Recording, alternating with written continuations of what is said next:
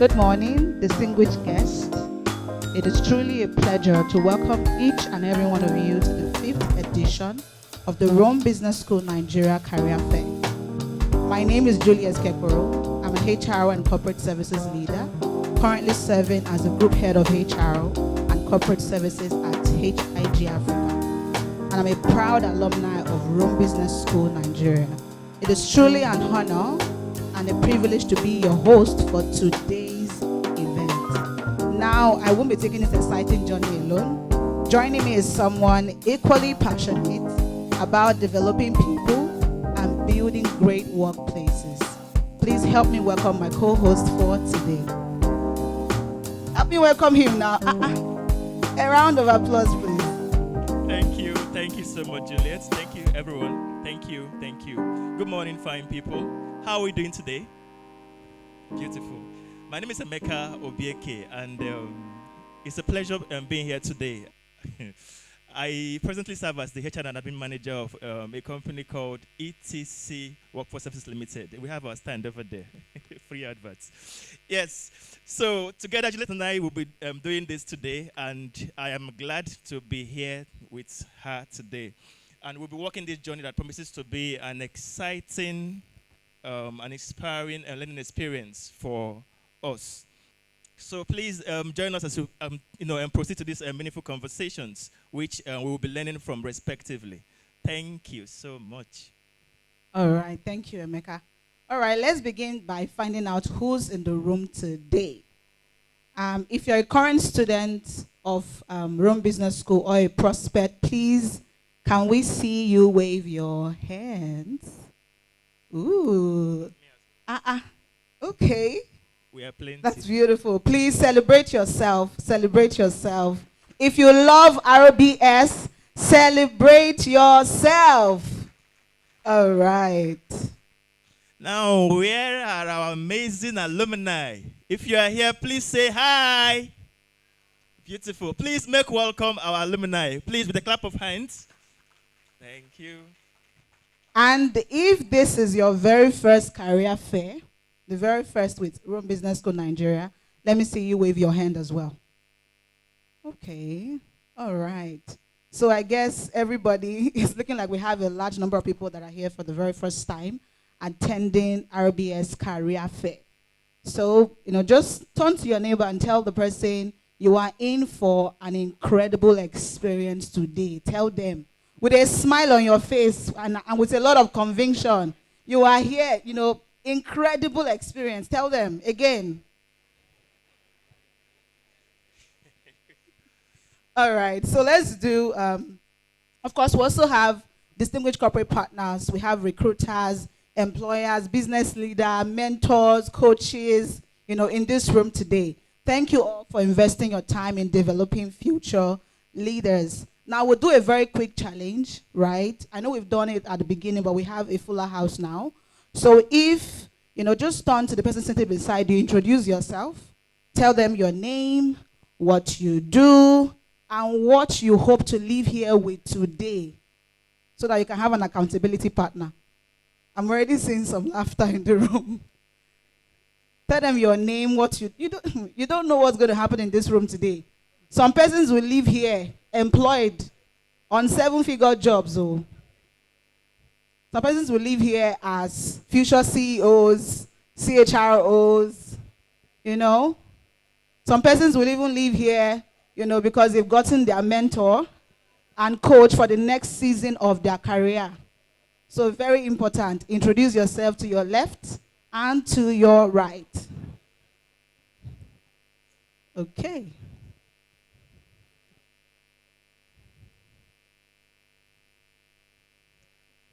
Okay. All right.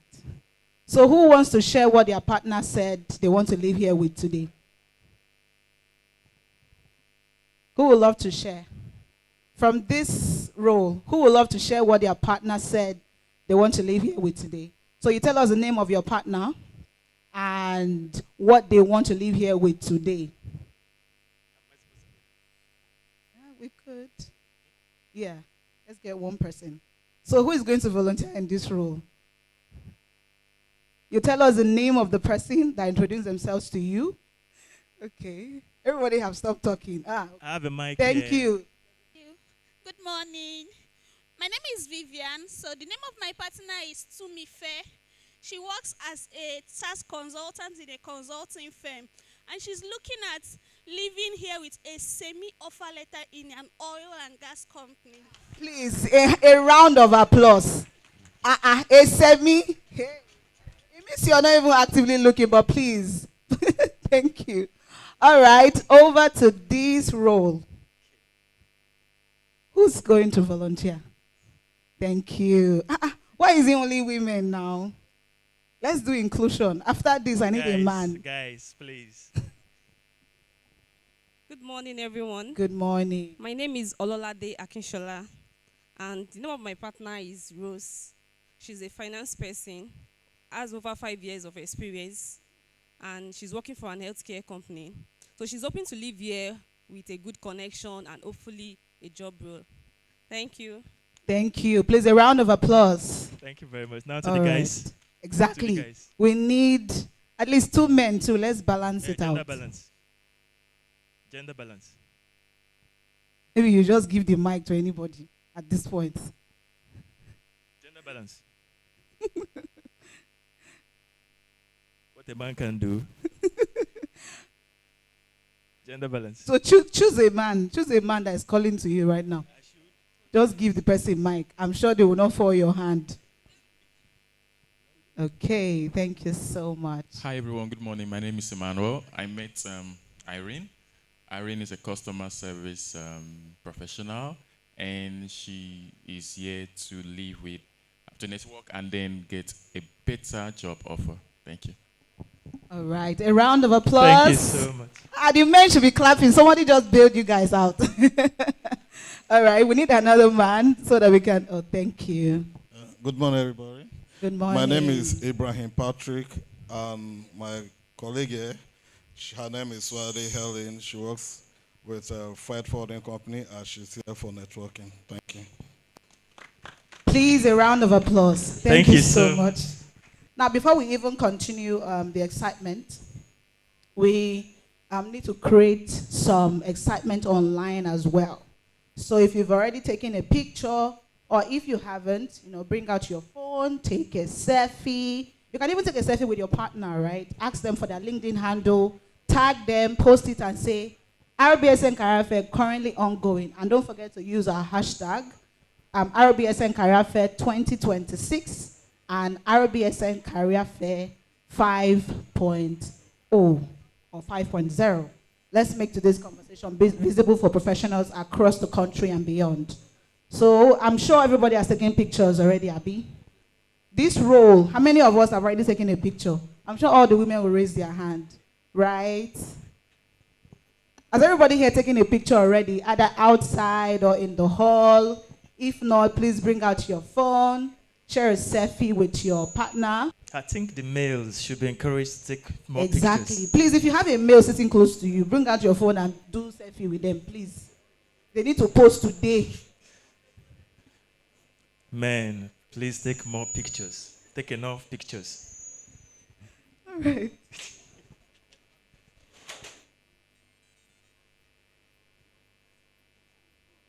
Okay, thank you, everybody. Today's career fair is much more than another corporate event. It's a gathering of professionals who believe that careers are built intentionally, leadership is continuously developed, and opportunities are created through preparation. Our theme today, the Reinvented Executive, personal reinvention as a leadership strategy, couldn't even be more relevant. The workplace is evolving faster than ever before, and you will all agree with me. Every day you wake up and there's something new happening, and you're wondering if your skills can still catch up, if you're still equipped even for the future of work that we keep hearing about. Before now, we'll hear future of work, and we'll believe that, okay, it's still far, but it's looking like we're already in the future of work. So now, today's event, whether you're exploring your first career opportunity, or you're preparing for even your next leadership role, or seeking a career transition, or simply trying to expand your professional network, There is something valuable for you here today.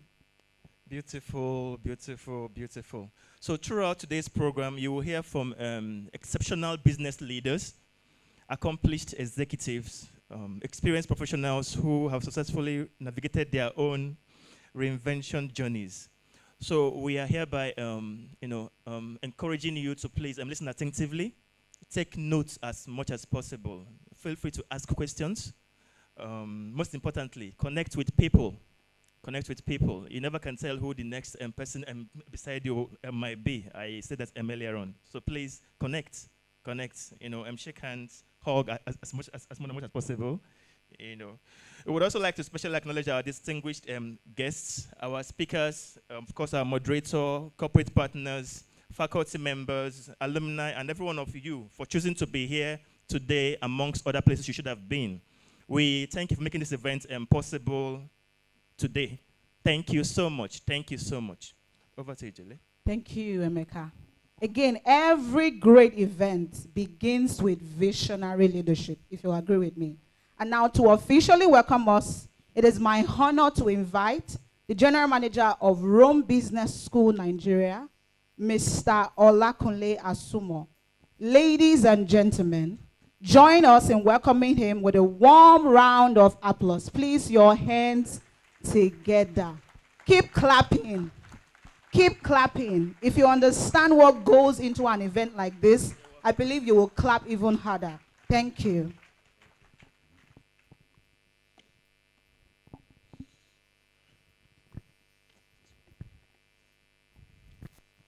Thank you. Good morning, everyone. If you're happy to be here, please, a round of applause for yourself, please.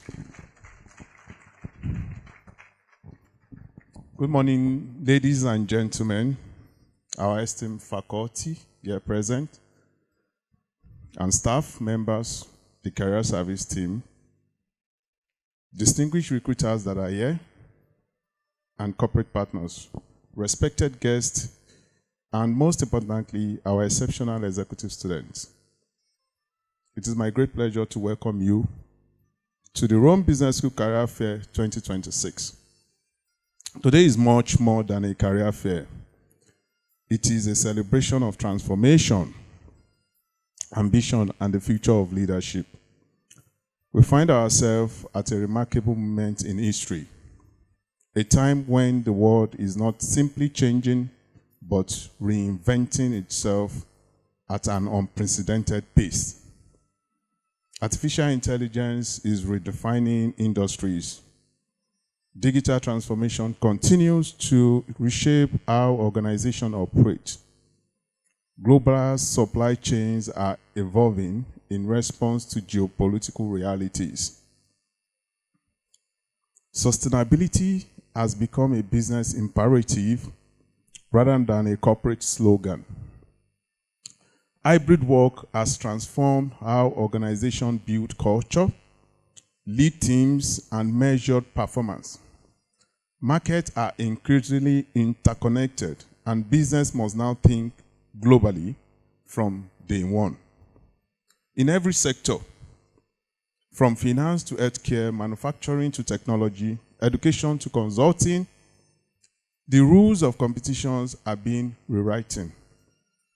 The leaders who succeed tomorrow will not necessarily be those with the longest resumes or the most years of experience. There will be those who possess the agility to adapt, the curiosity to learn continuously, the courage to innovate, and the vision to lead through uncertainty. The traditional playbook for executive leadership is no longer enough. Today's executive must become architects of change rather than managers of stability. The reality is precisely why we are gathered here today. Many of our executive students have already built successful careers. You have led organizations, managed teams, delivered results, and earned the trust of your industries. Yet, despite your accomplishments, you made a courageous decision. You choose not to become comfortable. You choose not to rely solely on yesterday's achievement. Instead, you invest in yourself. You embrace the understanding that what brought you success yesterday may not be sufficient to create success tomorrow. As a leadership expert, Marshall Goldsmith famously said, "What got you here won't get you there." That simply put, powerfully truth reflects the mindset of every executive in this room. You recognize that continuous growth is no longer optional. It is essential. You understood that experience remains valuable, but relevance requires continuous learning. You realize that the future belongs not to those who resist change, but to those who learn how to lead it. And that brings us to the theme of this year's Career Fair 2026, the Reinvented Executives. When we speak about Reinvented Executive, we are not referring to someone with a new job title or a polished LinkedIn profile. We are talking about something much deeper. We are talking about a transformation in mindset. A reinvented executive understands that leadership today extends beyond technical expertise. They understand that success is no longer defined solely by what they know, but by how quickly they can learn. A reinvented executive is not simply an expert in one function. They are an expert in adaptability. They remain composed when certainty disappears. They transform disruption into opportunity. They embrace complexity instead of avoiding it. They ask better questions before rushing toward easy answers. They understand that innovation often begins with curiosity. They know that leadership is no longer about having all the answers. It is about creating an environment where the best answer can emerge. A reinvented executive does not merely manage change. They become the catalyst for change. They do not simply react to market disruptions. They anticipate them. They build resilient organizations capable of thriving even in an uncertain environment. Equally important, they recognize that technology is transforming every profession. Artificial intelligence, automation, machine learning, data analytics, blockchain, and emerging technologies are becoming central to modern business. But the reinvented executive understands that technology alone is never enough. Technology without ethics creates risk. Innovation without humanity creates resistance. Growth without purpose creates instability.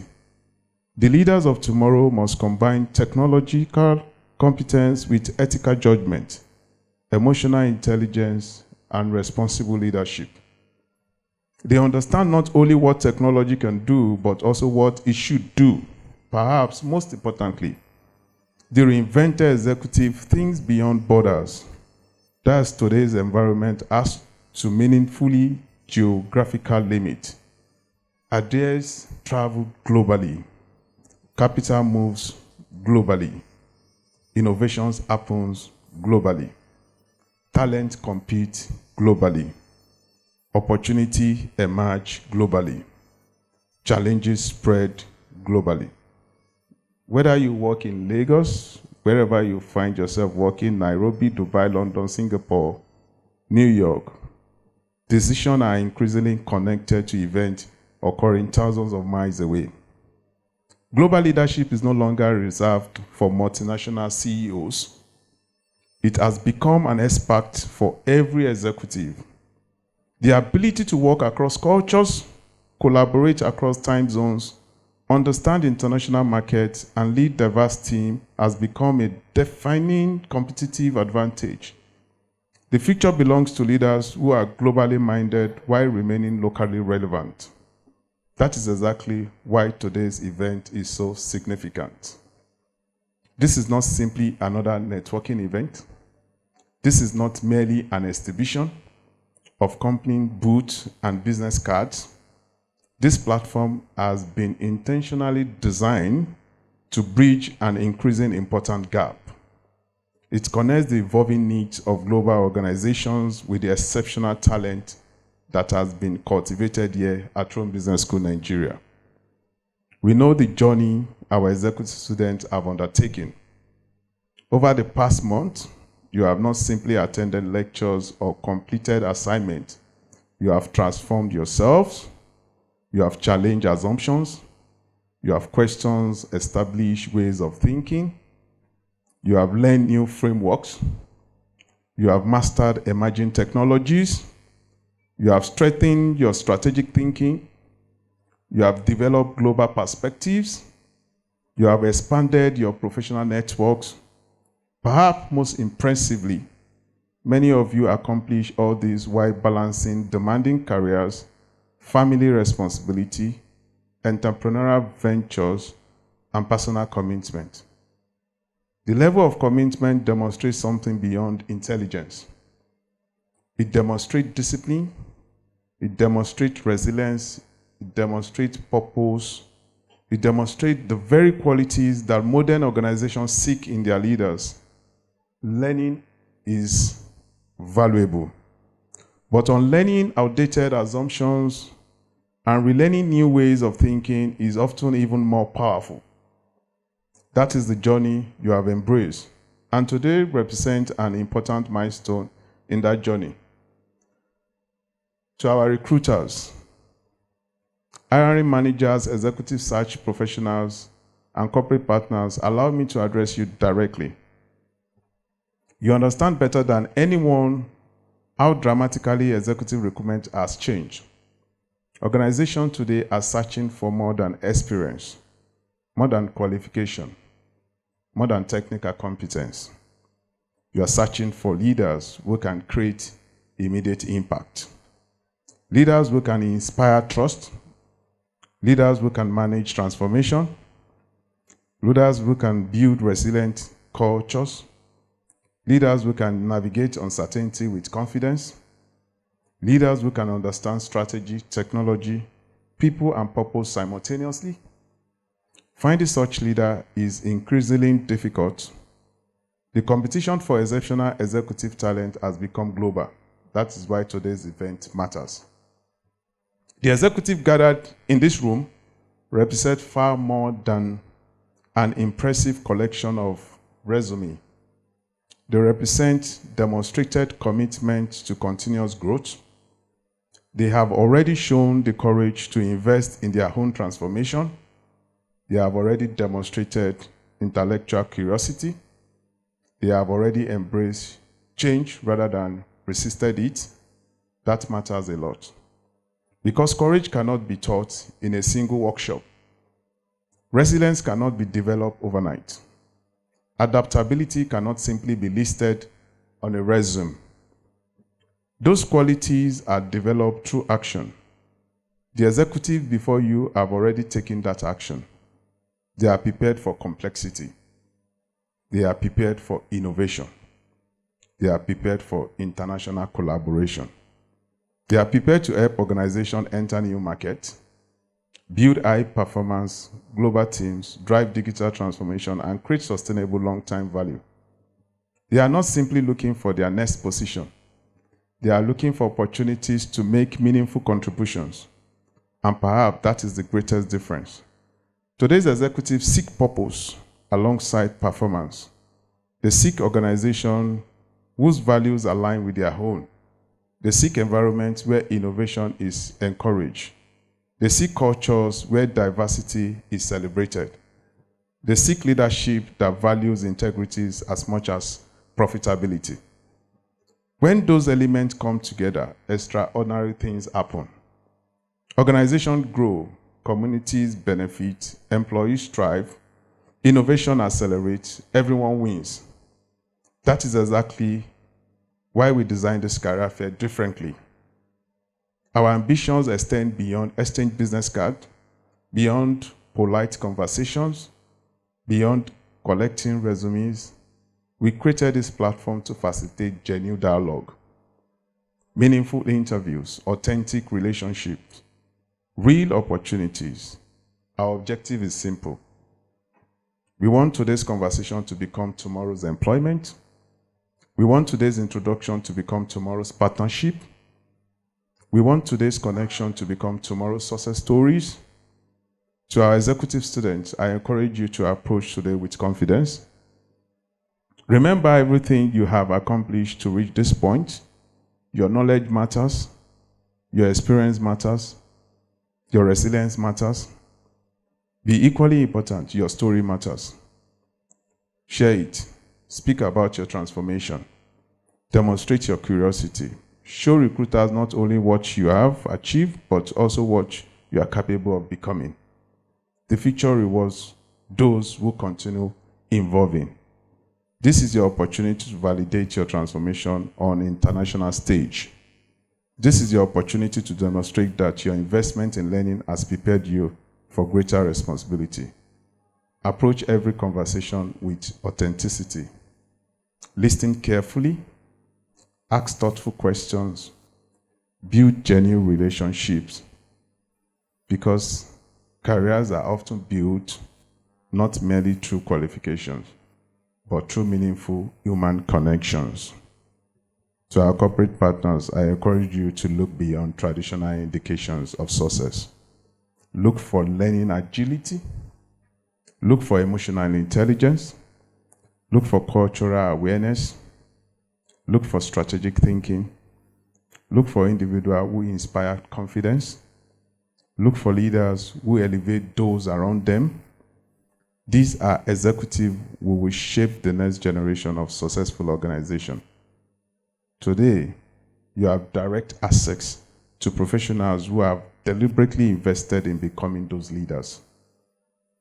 This is your opportunity to discover individuals who can accelerate your organization's growth and help you navigate an increasingly complex global landscape. As we look towards the future, one thing becomes abundantly clear. The world does not need more managers of yesterday's systems. It needs architects of tomorrow's possibilities. It needs leaders who can unite people across cultures. Leaders who can make ethical decisions in the age of artificial intelligence. Leaders who understand both profitability and sustainability. Leaders who recognize that innovation is strongest when it is inclusive. Leaders who possess the humility to continue learning and the courage to continue leading. Fortunately, I believe many of those leaders are already gathered in this hall. Our executive students are not waiting for the future to arrive. They are preparing to shape it. They are not merely adapting to change, they are becoming the drivers of change. They are not simply building careers, they are building impact. As an institution, Rome Business School Nigeria is proud to be part of that journey. We are proud of your dedication. We are proud of your ambition. We are proud of your transformation. Most importantly, we are proud to present to our corporate partners a community of professionals who are embody what modern leadership should look like. Our reinvented executives, I have no doubt that the conversation that begins today will create opportunities that extend far beyond this event. They will spark new careers, new collaborations, new innovation, new businesses, new ideas, and ultimately a stronger, more resilient, more connected global economy. Thank you to our recruiters for believing in the value of lifelong learning. Thank you to our corporate partners for investing in leadership. Thank you to our faculty and staff members making this event possible. And thank to you, to our remarkable executive students for demonstrating every day that reinvention is not a destination, it is a continuous journey. I wish of you an inspiring and productive career fair. Now, the future is waiting. Let's go and build it together. Thank you.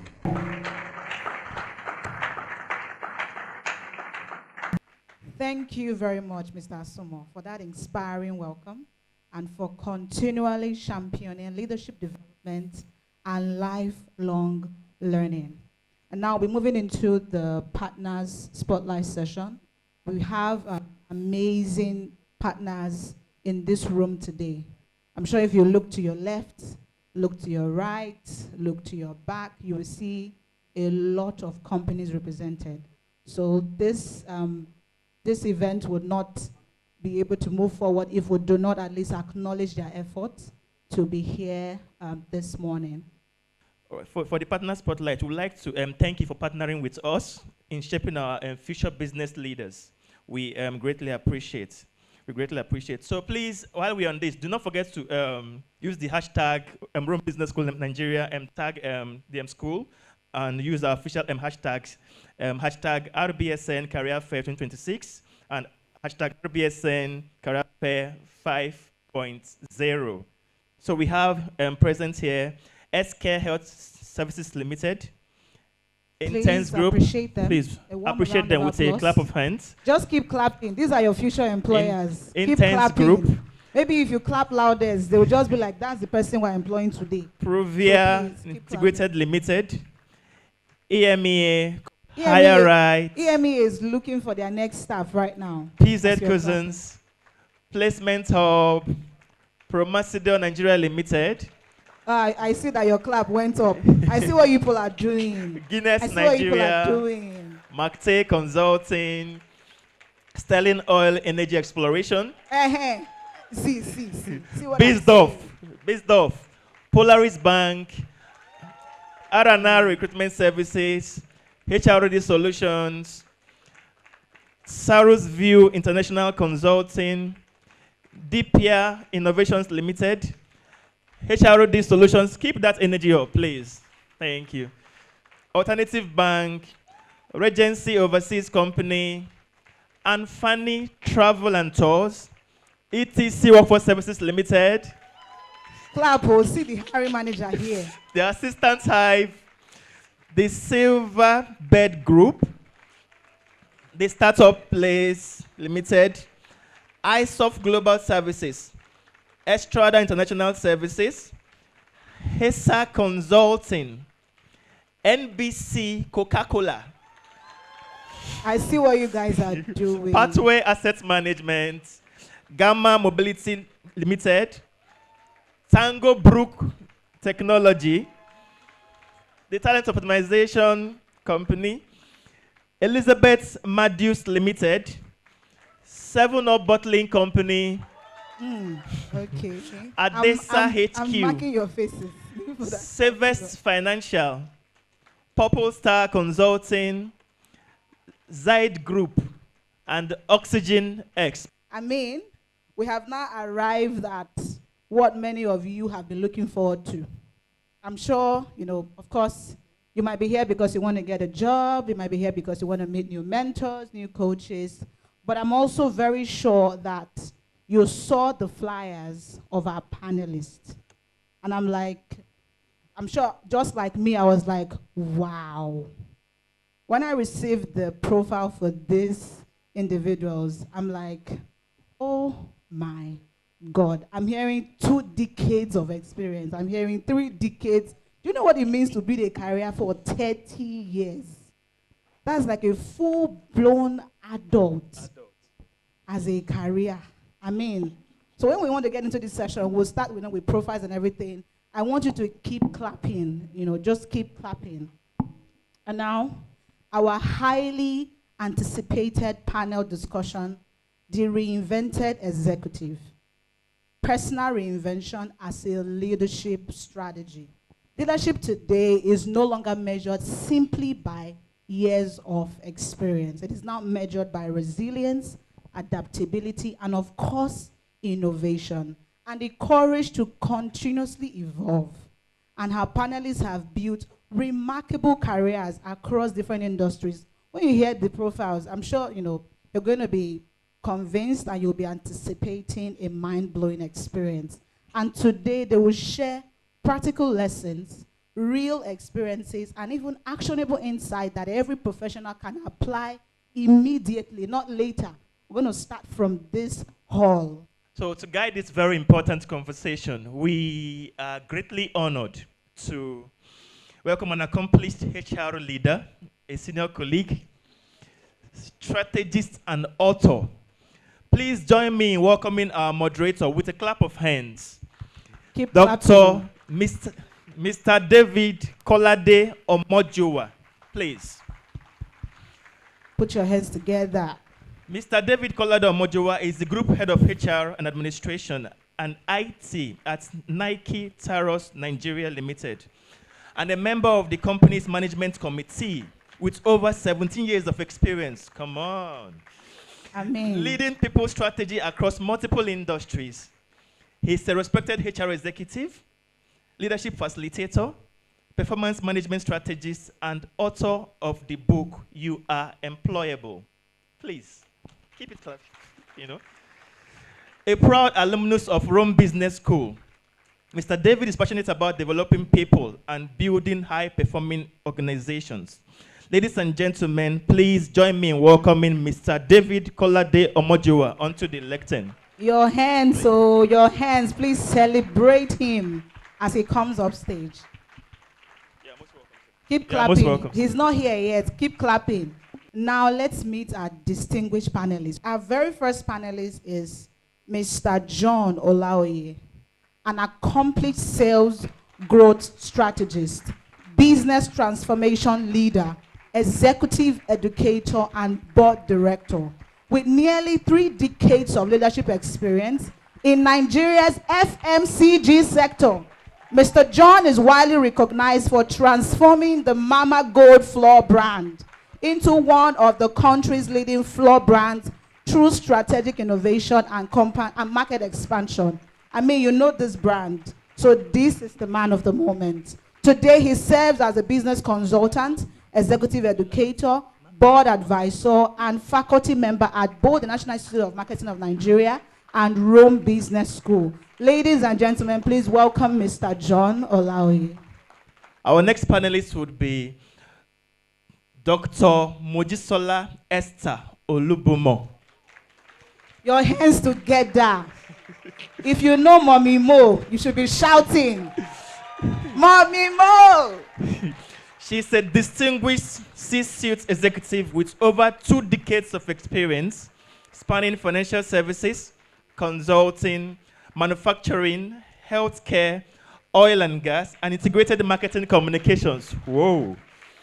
She is widely recognized for helping organizations build high-performing teams, strengthening strategic partnerships, and deliver sustainable business growth.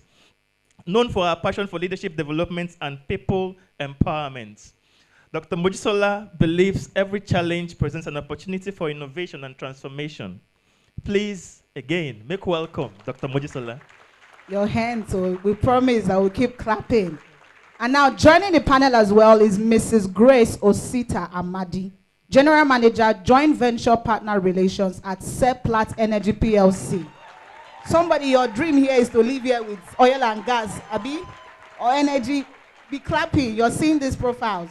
She brings more than 20 years of leadership experience in sustainability, HSC, security, community relations, and stakeholder engagement across both the public and private sectors. She has received numerous recognitions for her outstanding contributions to sustainability, environmental stewardship, and community development, and remains one of Nigeria's leading voices in responsible corporate leadership.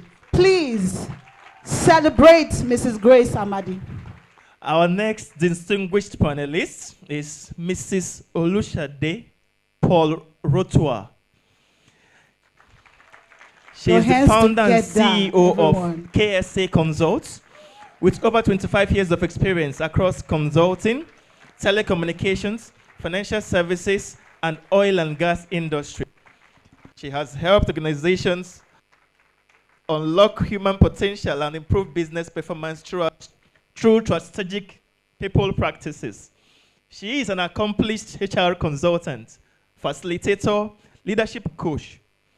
Olushade is passionate about developing leaders and building high-performing organizations. Again, please make welcome Dr. Olushade. Thank you. And our final panelist is Dr. Kehinde Onijinji, a fellow of the Chartered Institute of Personnel Management of Nigeria, an accomplished HR strategist, consultant, and author with more than 20 years of experience in human resources, organizational development, and business strategy.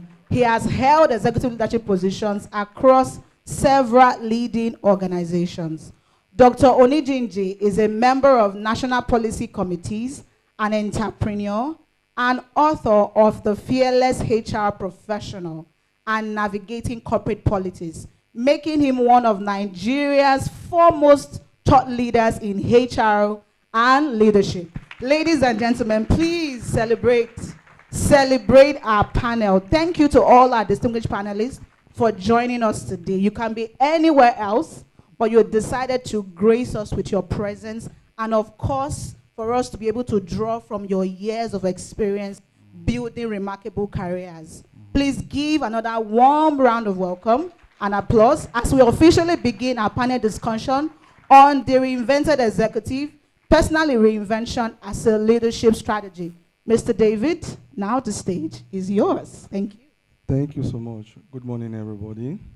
We're going to go on a journey for approximately 1.5 hours. And please, I want you to ride with us this morning. We need your round of applause. We need your feedbacks.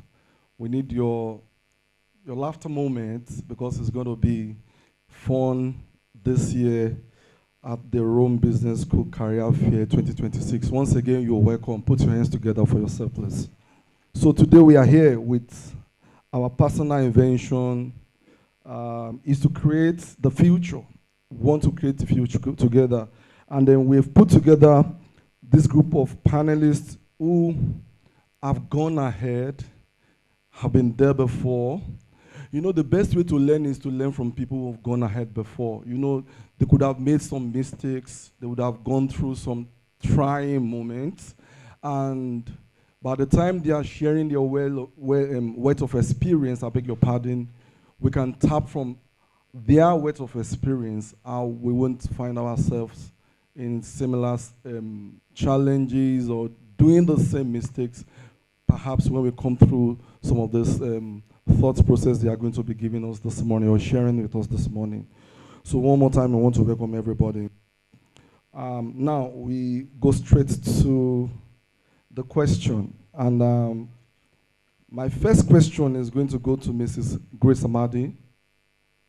So Mrs. Grace, looking back over the years, what leadership principles have you remained constant, and what have you had to reinvent to stay relevant in an increasingly complex business environment? Thank you. When I look back over the years, 3 leadership principles have remained constant for me. And because I have students in the young professionals, I am going to try to make sure I help by using acronyms and storytelling to bring home my points to you today. The 3 leadership principles are what I have classified as IDD. I for integrity, D for discipline, the other D is for delivering results via team sport. Integrity for me has remained a compass.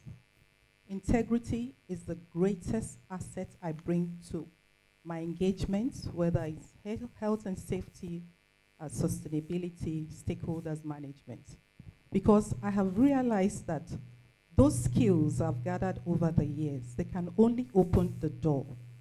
But my reputation, in this case, integrity, is what would help that door to remain open. So I cannot underestimate what integrity has done for me over the years.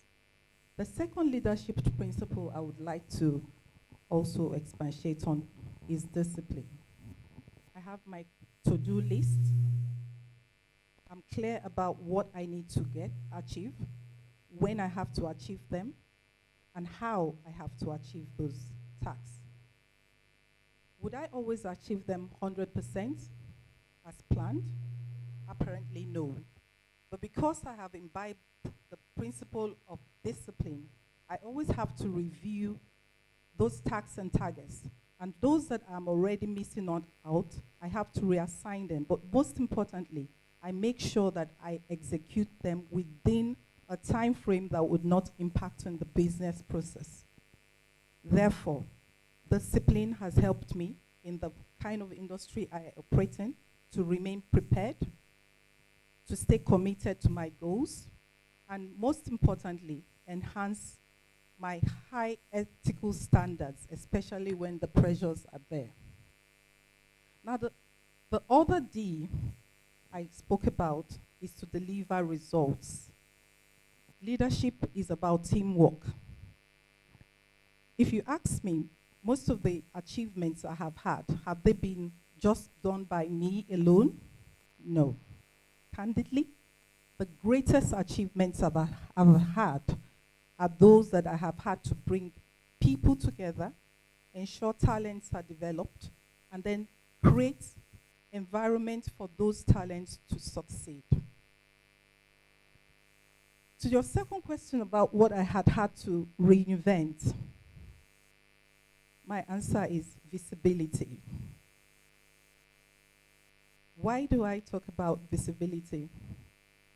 Because I started off my career and I was thinking that my hard work would always speak for me.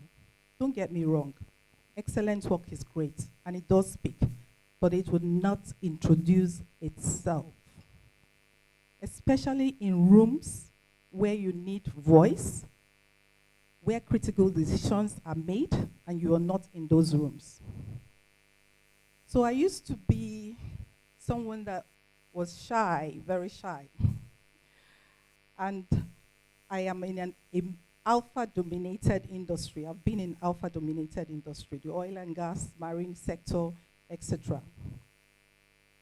I would execute these excellent projects, very complex projects, manage significant risk, and have great outcomes. But I'll just move on to the next execution phase. Whilst my colleagues were rightly building relationships, attending conferences, understanding industry trends. Thankfully, someone asked me one day, Grace, if I were to ask about you outside this immediate environment, this workplace, I know you do a whole lot of great jobs. Could you tell me very important personnel outside our sector and within our sector who can tell me what Grace Amadi has done or achieved? That was a critical turning point. That was a light bulb moment. I then had to build my visibility intentionally. I understood that when I deliver results, there were management presentation opportunities. I had to make those presentations. I had to go on conferences, etc. I built my visibility pathway, and that's helped me to ensure that my values became visible and my impact extended. So, what a message have I got to?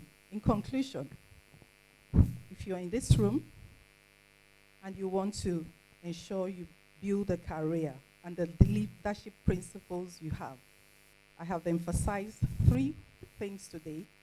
I, D, D. V. I, integrity, discipline, deliver your results, but use team sports, and then ensure you're visible, you're right way on your way to making your a successful career. Thank you. Thank you so much, Mrs. Grace.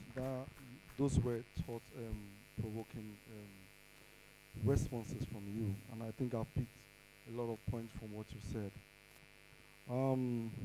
My next question is going to Mrs. Olushade Paul Rotua. Okay. I think for so many years, there has been this statement that talent has been an issue for HR, you know, and okay, so that talent has been issues for HR. I mean, when you go places, they would, I mean, there's a common saying that there are no enough talent anywhere.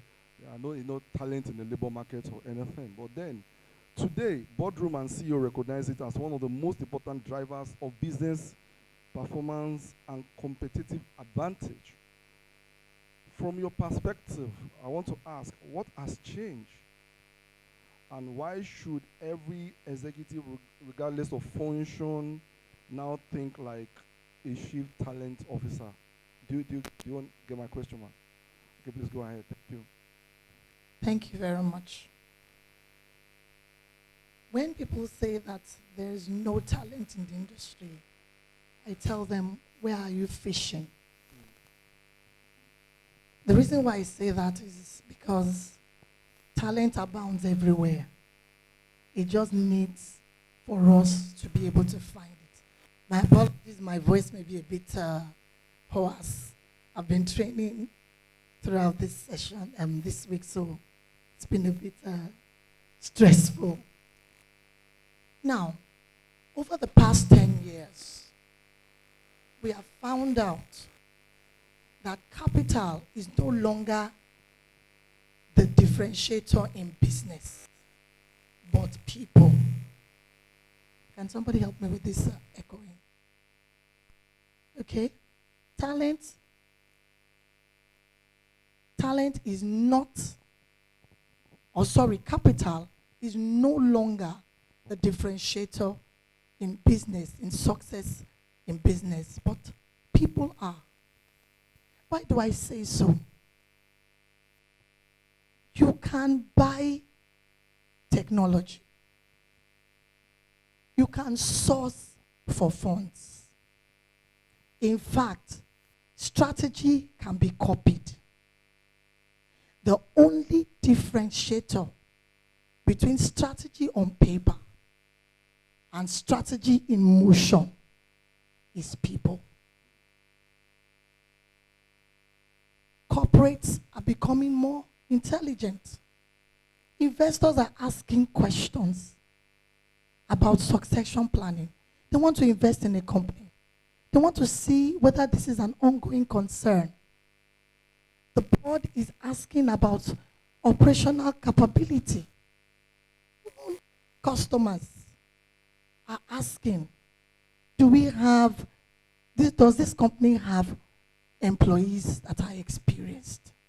So for every executive, whether you are in marketing, whether you are in HR, whether you are in legal, whether you are in sales, you have to become a chief talent officer. Because the truth of the matter is that as an executive, you deliver results. But how do you do it? It's through people. You can only deliver or perform. When they call you a high-performing executive, you are delivering through people. So we must, as in essence, as executives, we must deliver through people. Thereby, we must ensure that we train our staff. We develop them. We ensure that there is succession. The capability of the employees are being improved on. Because at the end of the day, when they say an organization is a successful organization, it's people, isn't it? We're the ones that make things matter. And talent is what makes things matter. Therefore, it is important that you must develop your talents. So, personally, what I do as an executive is I begin to look out for my talents. I begin to look out for the people I can coach, I can mentor. Because these are my bench strengths.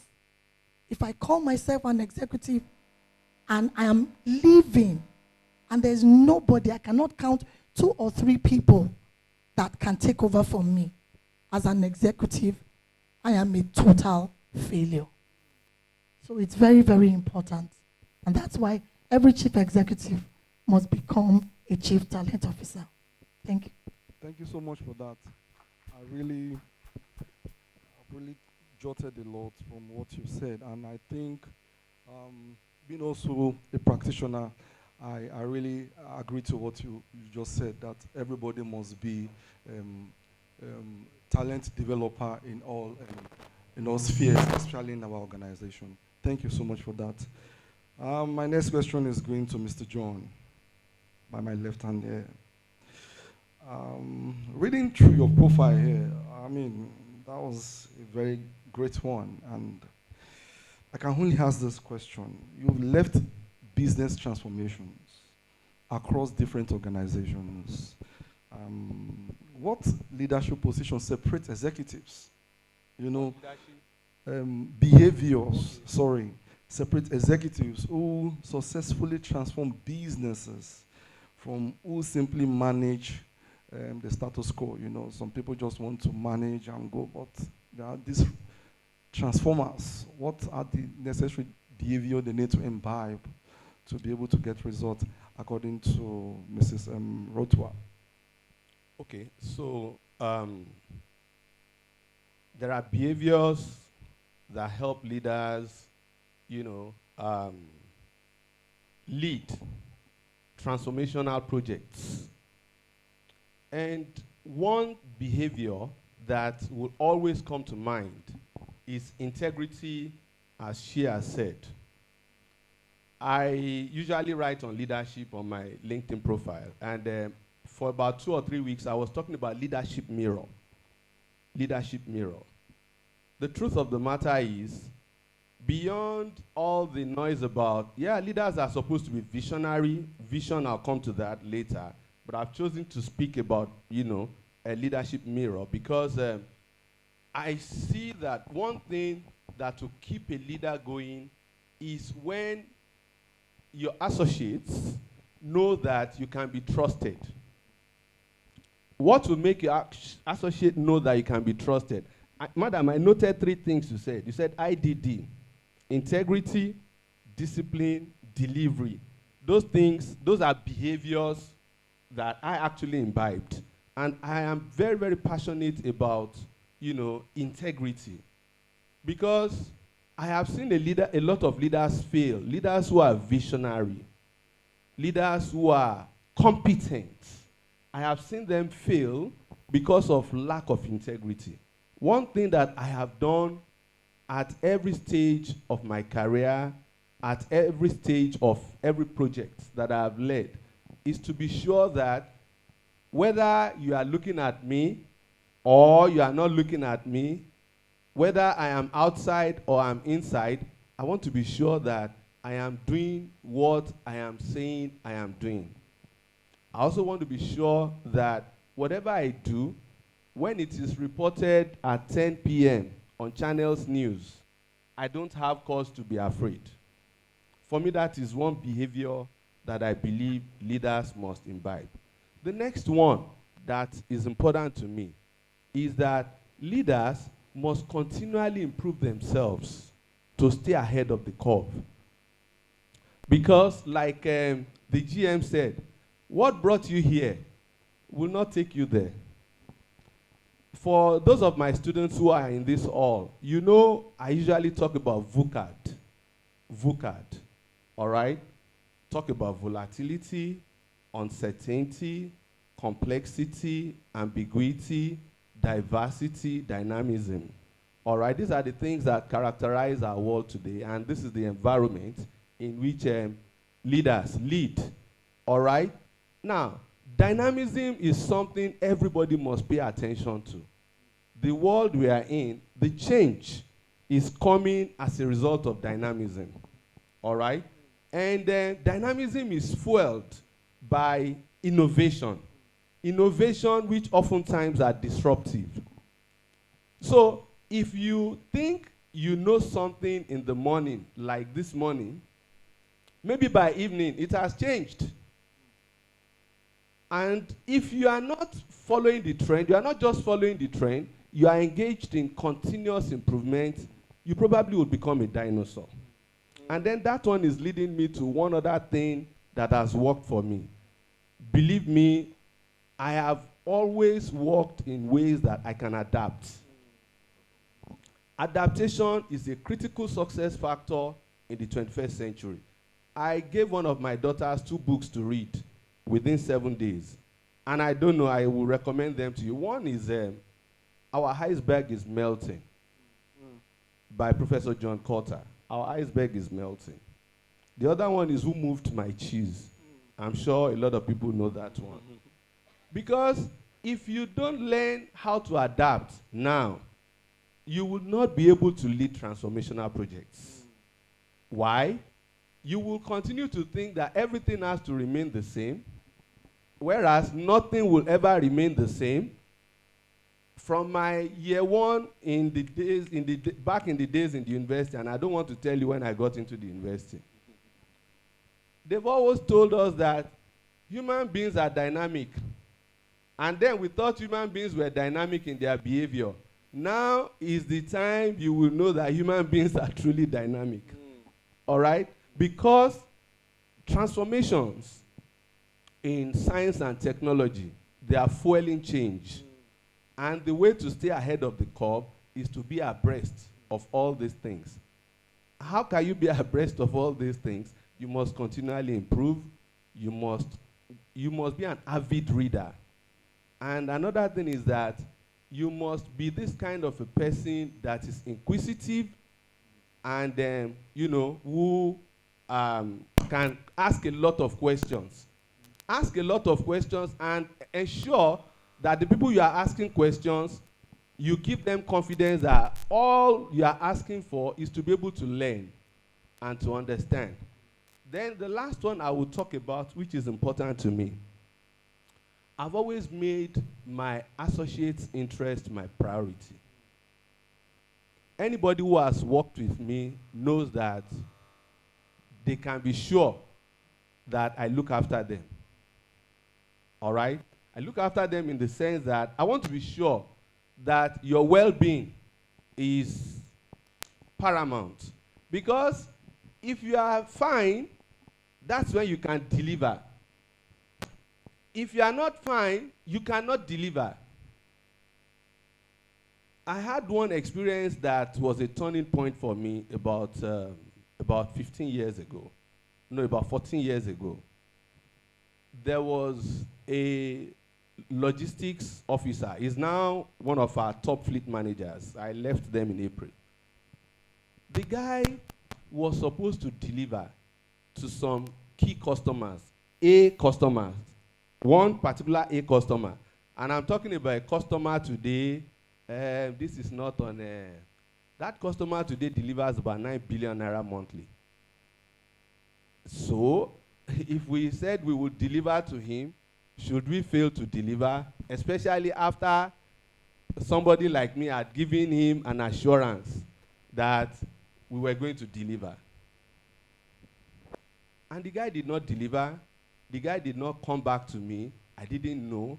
And then the customer called me back after 24 hours to say that my agent is in your premises. The truck has not been dispatched. Guess what I did? I summoned the guy, and I was going to get, the HR involved. And the guy told me something that changed my thinking. He said, Oga, I came from the hospital yesterday because of this thing. And if not because of you, I wouldn't even have come at all because I had to ask them to remove the drip. I was like, you did? He said, yes. And I told the customer, I said, I will see you in 24 hours in Kano. But for the officer, I knew I had to give him a sense of safety. And I had to let him understand that, look, I feel your pain. I understand. And we are talking about health issue here now. All right? And I could see that from that day, the level of bonding increased. And I didn't even need to tell him to do some things before he offered to do those things. Okay, so here, the way to conclude is that it boils down to emotional intelligence. It boils down to something Daniel Goleman called resonant leadership as opposed to toxic leadership. So these were some of the behaviors that I actually imbibed and applied, and I believe they will work for other people. Thank you. Thank you so much. Thank you so much for that. This is looking like a master class already, and I'm even writing. I don't know if you're jotting. All right, my next question is to Dr. Mojisola. I mean, we've had integrity, we've had visibility, ability to deliver, being innovative, adaptability. And looking at your career, you know, you've gone through a whole lot of phases. I mean, you've worked across financial services, consulting, manufacturing, healthcare, NGOs, oil and gas. Let me give Madam a round of applause. And integrated marketing, you know. Many professionals spend their careers becoming experts in one industry, honestly. And yet you have successfully reinvented yourself across several. What has enabled you to remain relevant and trusted in such different business environments? I'm interested in your question and your response. Sorry. Okay, thank you very much. Thank you for having me. Okay, so for me, my students are here, and so when I introduce myself, I tell them I'm an unusual professional. I'm a very weird person. Some of them are laughing. That I'm an unusual professional, and I'm very weird. I challenge status quo. I don't like to be boxed into a corner. What constitutes growth for some other persons is not what constitutes it for me. While others want a way out of something, I'm really interested in entering into that trouble because I want to exploit. Yeah, and I don't say no to anything. I don't. I think that God loves me such a special way that I got born again at a very good age of my life. If not, I search for knowledge wherever it is. If what I need to learn is in the hand of a child, I become a child and I learn it. And so what has worked for me, that mindset is that of development and growth mindset. Development and growth are not the same. They're not same. Development is qualitative in nature. Is about becoming more dynamic, is about increasing in influence, in capabilities, you know. And growth is you are adding something. Either you are adding experience, you are adding responsibilities. So for me, that development mindset, that growth mindset, and I tell them I'm a curious learner. I'm a curious learner. I learn anyhow. And how has development, growth, and curiosity worked for me is that I compare myself with to a massive tree in the forest. That tree cannot survive wind if it's always growing and not developing and not growing downwards. And downward means that it's versatile. The root is not just taproot. It's fibrous. Is everywhere. It's consolidating at every point. So that if there is force moving around it, those consolidations are able to make it stand. So for me, it's about development. I want to grow. I want to be capable. And in growth, I want to be really established, such that what pulls other people down will not pull me down. And that is why I'm not somebody who goes for easy things. I want to explore troubles. When I get into organizations and they tell me something is impossible, thank you very much. That is where I want to work. I don't believe anything is impossible. I'm very curious. I ask a lot of questions. That is how I learned. I had questions. Questions. Why are you here? Why are we doing it like this? Why are we doing it like this? Because there must be a reason that is making you do what you are doing like that. And that is why you always get the kind of result you get. So if you want to get a different result from what you are getting, break out. Do something different. Just be curious. The trouble you are running away from may be the solution to the enlargement you are looking for. So get into it. For if the bosses I've worked with, if they're hearing me, they will tell you, I don't say no to tasks. In fact, I go look for it. I have a time, I created a 15-minute time with my CEO. And I tell him, and it's every week, I tell him, I just want to sit with you for 15 minutes. And that 15 minutes can grow into 1 hour. And I'm asking him, what makes you wake up at night? What is it that troubles your mind? Can I take them off you?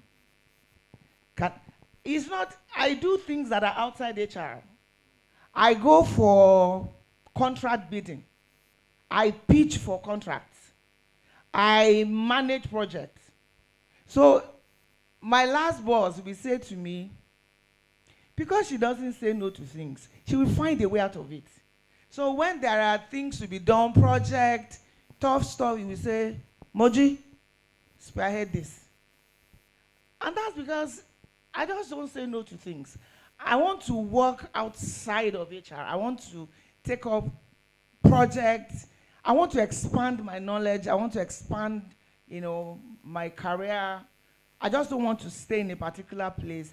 And that is why when there is a business challenge, and I look at the business challenge, I can begin to say, this business challenge, what part is the human element playing in this challenge?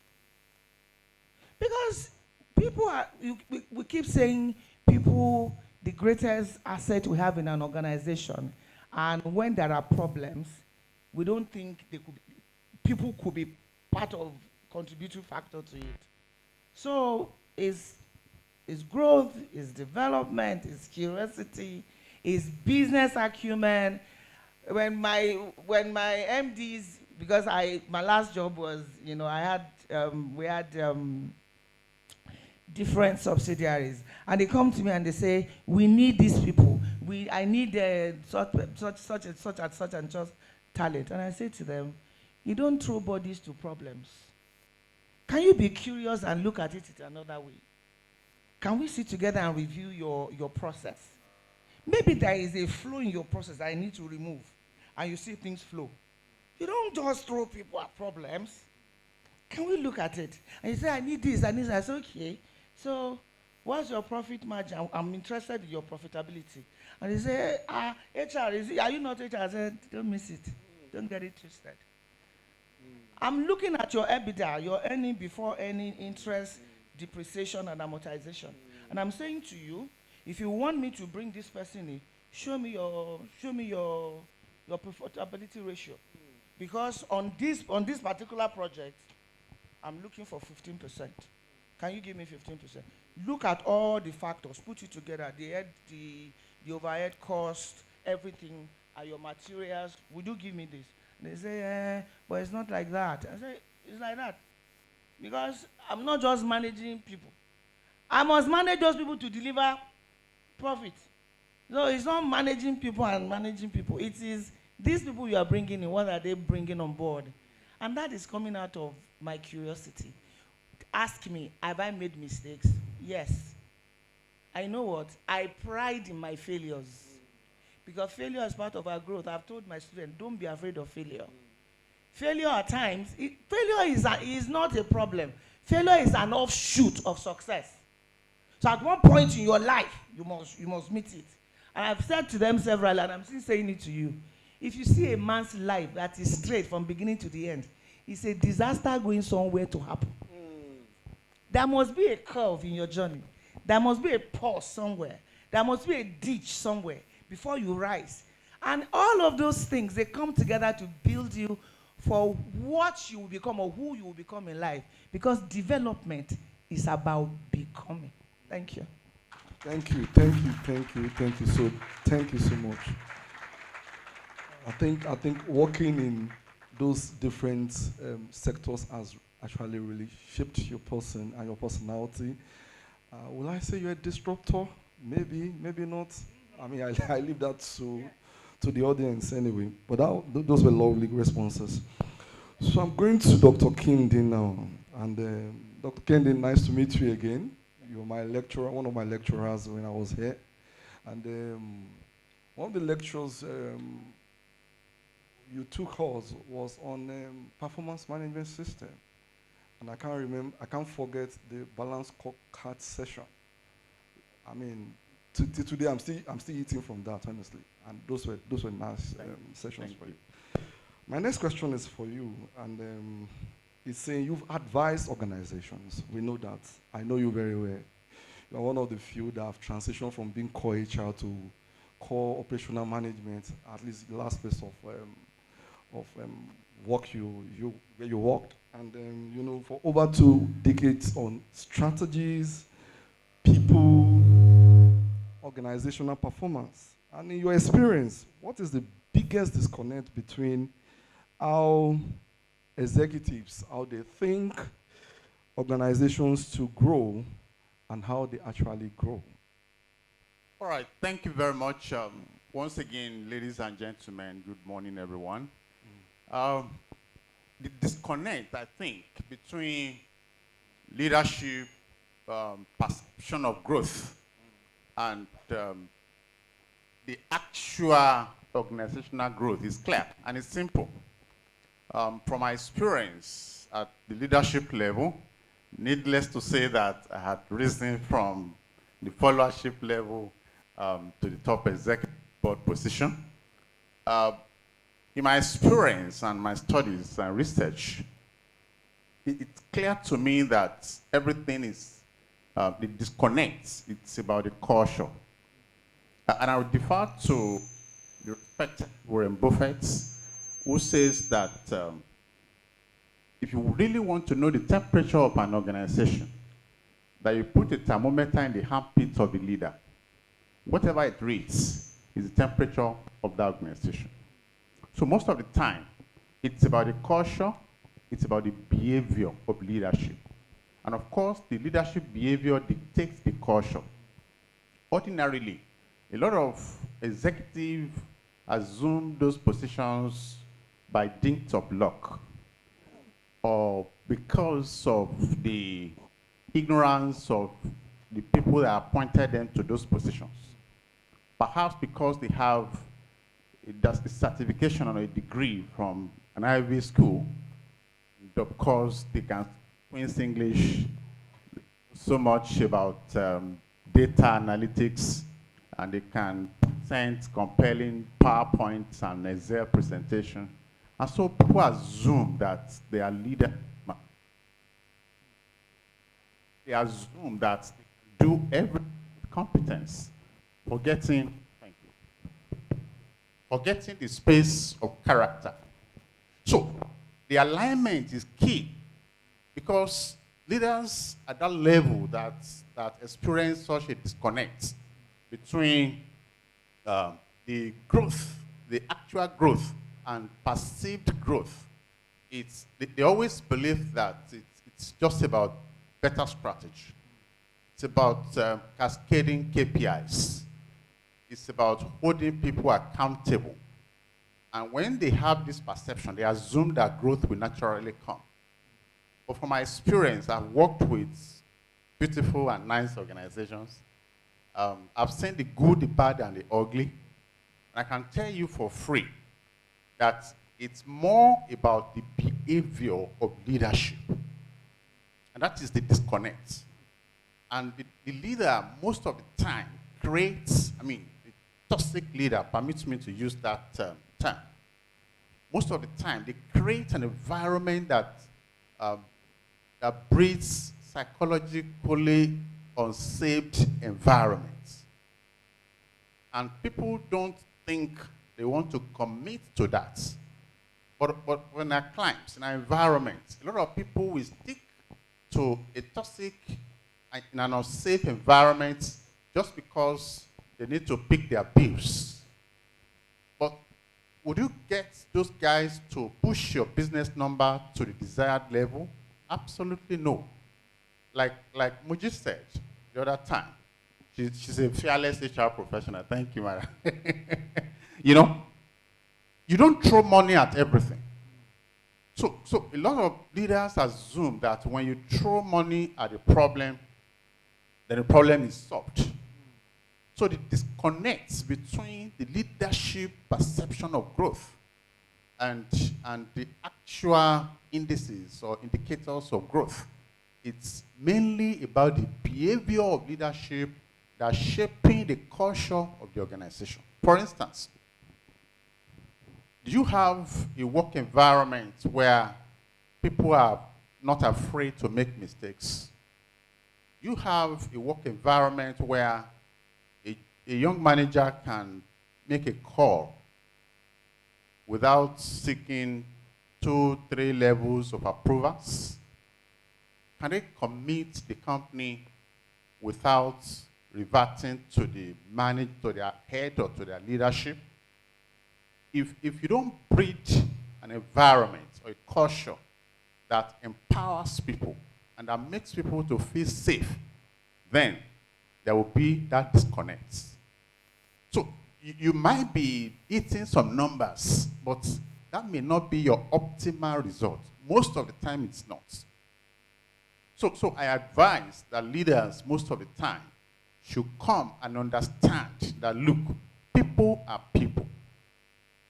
The dynamics of people is beyond numbers. The dynamics of people is beyond KPI, cascading. It's beyond strategy. In fact, what drives growth in organizations is strategy is one, but it's not the main driver.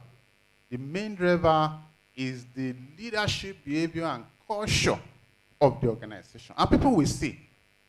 And that's why people can opt out of a high-paying job without an option, because they need to keep their safety, their psychological health.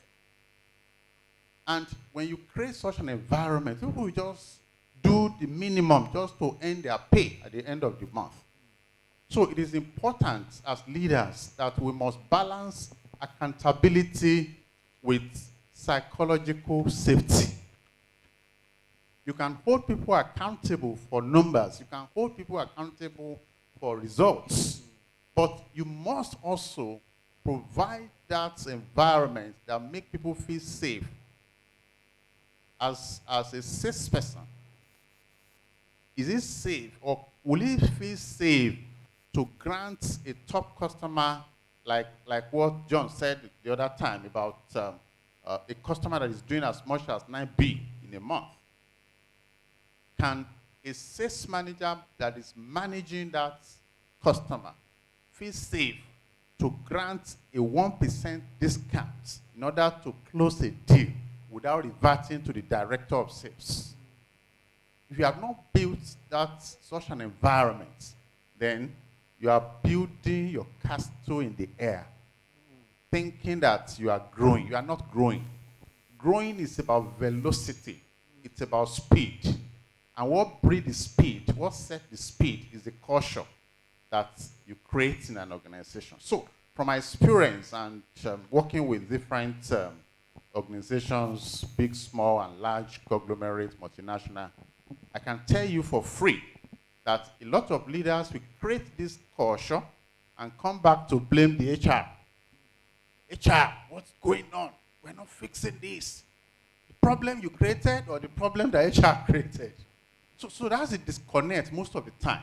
So it is important as we grow up in leadership, we understand some of these disconnect factors and avoid them in order to become an effective leader, so to speak. Thank you. Thank you so much. Okay, I'm going to go to Mrs. Olushola Paul Rotwa. I mean, if we look at what Doctor just said down about a lot of leaders causing disconnect themselves and still coming back to HR. Now, that brings me to this, and that's that you see a lot of employees today, a lot of professionals today, they tend to want to invest on their technical skills. I mean, to become experts so that they just run out the result. And you know, because at this point in time, it's all about the result and not just any other thing to attain the optimum. But they tend to not to reinvent themselves at that point in time. Okay, so what habits, mindsets, or behaviors have you seen distinguish leaders who continue to grow, I beg your pardon, from those whose career has stagnated? Because that can be like an issue too for professionals. Okay, thank you very much. I look at the difference. For me, the major difference between someone who has stagnated in his career or plateaued in his career and the person who is growing in his career as let me use this word, your desire to grow. Most of the people that are plateauing in their career have come to see themselves as experts. So they want to be the technical experts. They want to be the go-to person on a particular level. But when you become an expert in a particular level, now permit me to use that, you are more like a big fish or a specialist in a shrinking room. So you are still there, believing you are relevant, but the ship has actually sailed.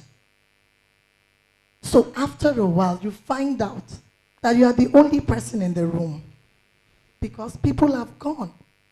People have gone to reinvent themselves. Like my brother said, we are in a VUCA environment where things are volatile. What you learn today may become obsolete in the next 24 hours. And the environment is very uncertain. There's complexity everywhere. You're not even able to understand it because there are so many interconnections. And you have to work with ambiguity. You will not have all the information when you are making a strategic decision. So for the person or the executive or the individual who is growing must always be a student. You must always read. You must always learn.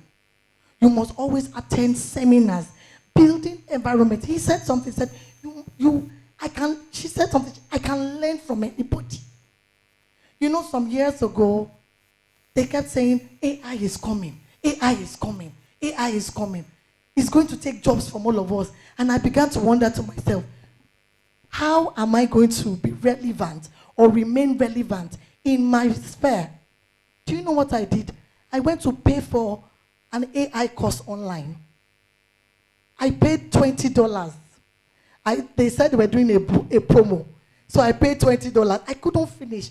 They charged my card again to another $20, making $40. I learned ChatGPT. I learned Claude. I learned DeepSeek. I learned about 8 courses online. What am I trying to do? Make myself relevant. You know, I can say, I have MSc in HR. I'm CIPM. I'm CIPD. I'm GPHR. I have arrived in the HR profession. You will wake up and see that you are totally irrelevant. How does AI tool help us in this new world that we have found ourselves to be relevant? Because unfortunately, I told some people, I said, AI has not come to take people's jobs. AI will remove some tasks, admittedly. But the people that will be replaced are the people that are not able to use AI to go forward. So we must constantly be on the edge. What are you learning? What are you developing yourself in? Miss Dr. Muji was saying something. As an HR person, she's talking about EBITDA. So a salesperson or a marketing person who is coming to her knows that is not talking to a fool. You cannot tell me to just go and recruit.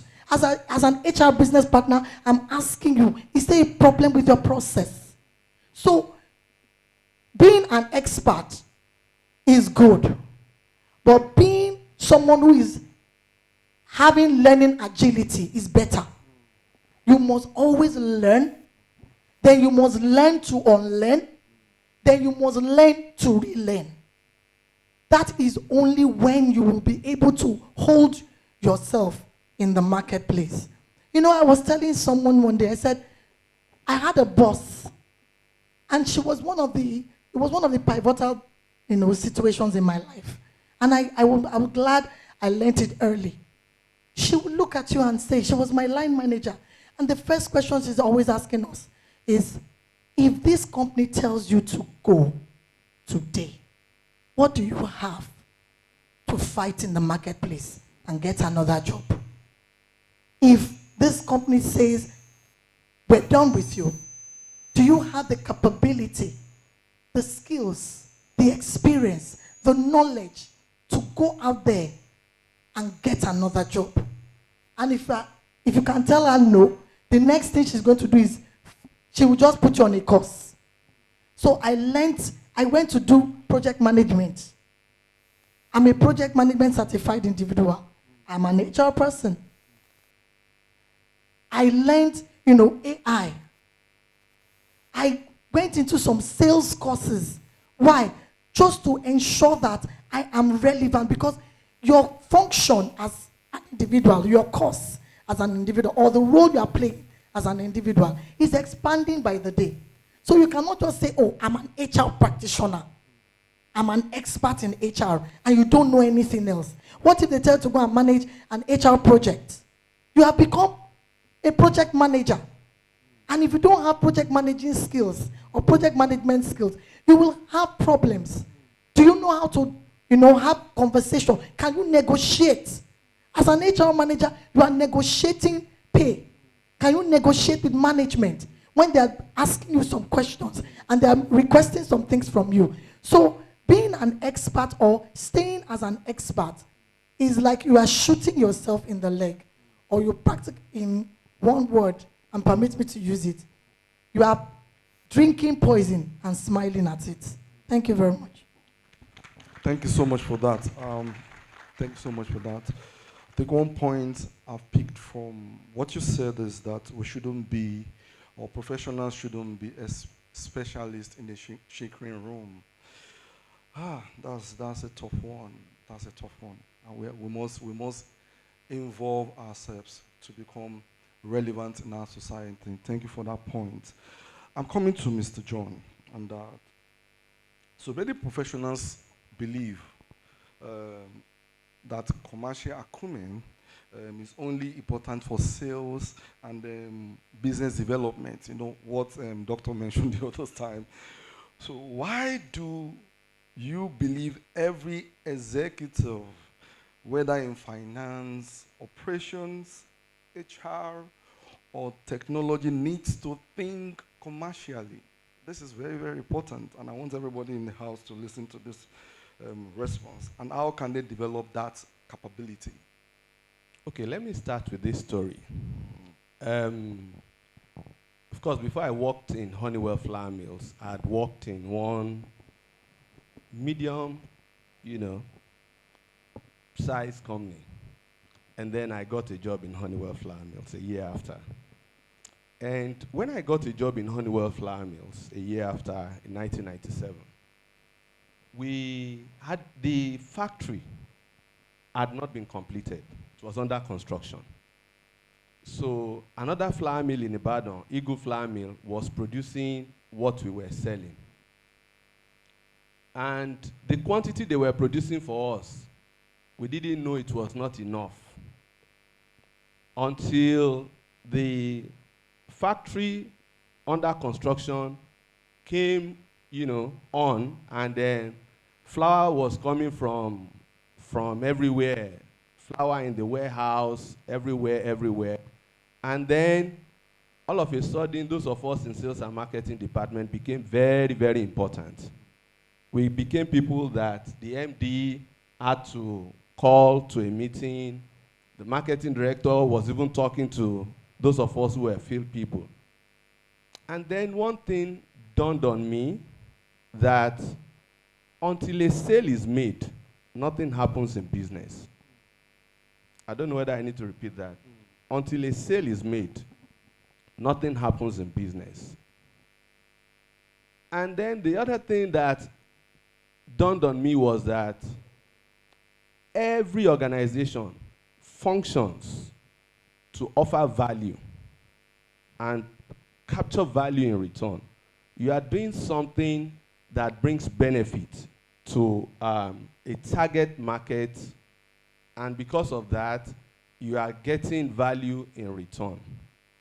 Believe me, every other function within the organization works around that. And then you now begin to wonder whether people who want to work in an organization that will deliver value, whether they should work in silos, or whether they should understand that our main focus is the customer. All right? I know from experience that it is the commercial head or the commercial manager who has to understand the power of synergy. The commercial manager, I believe, has to understand the power of synergy. And if you understand the power of synergy, it will help you understand where teamwork comes in. It will help you understand where collaboration comes in. In all my years, and I think I became a fairly senior manager when I got to Dangote in 2008 as head sales and marketing. In all my years, I have never waited for the HR person or the finance person or the logistics person to come to me. I've always gone to them. I've always requested for meetings because there's one word, integration. Integration.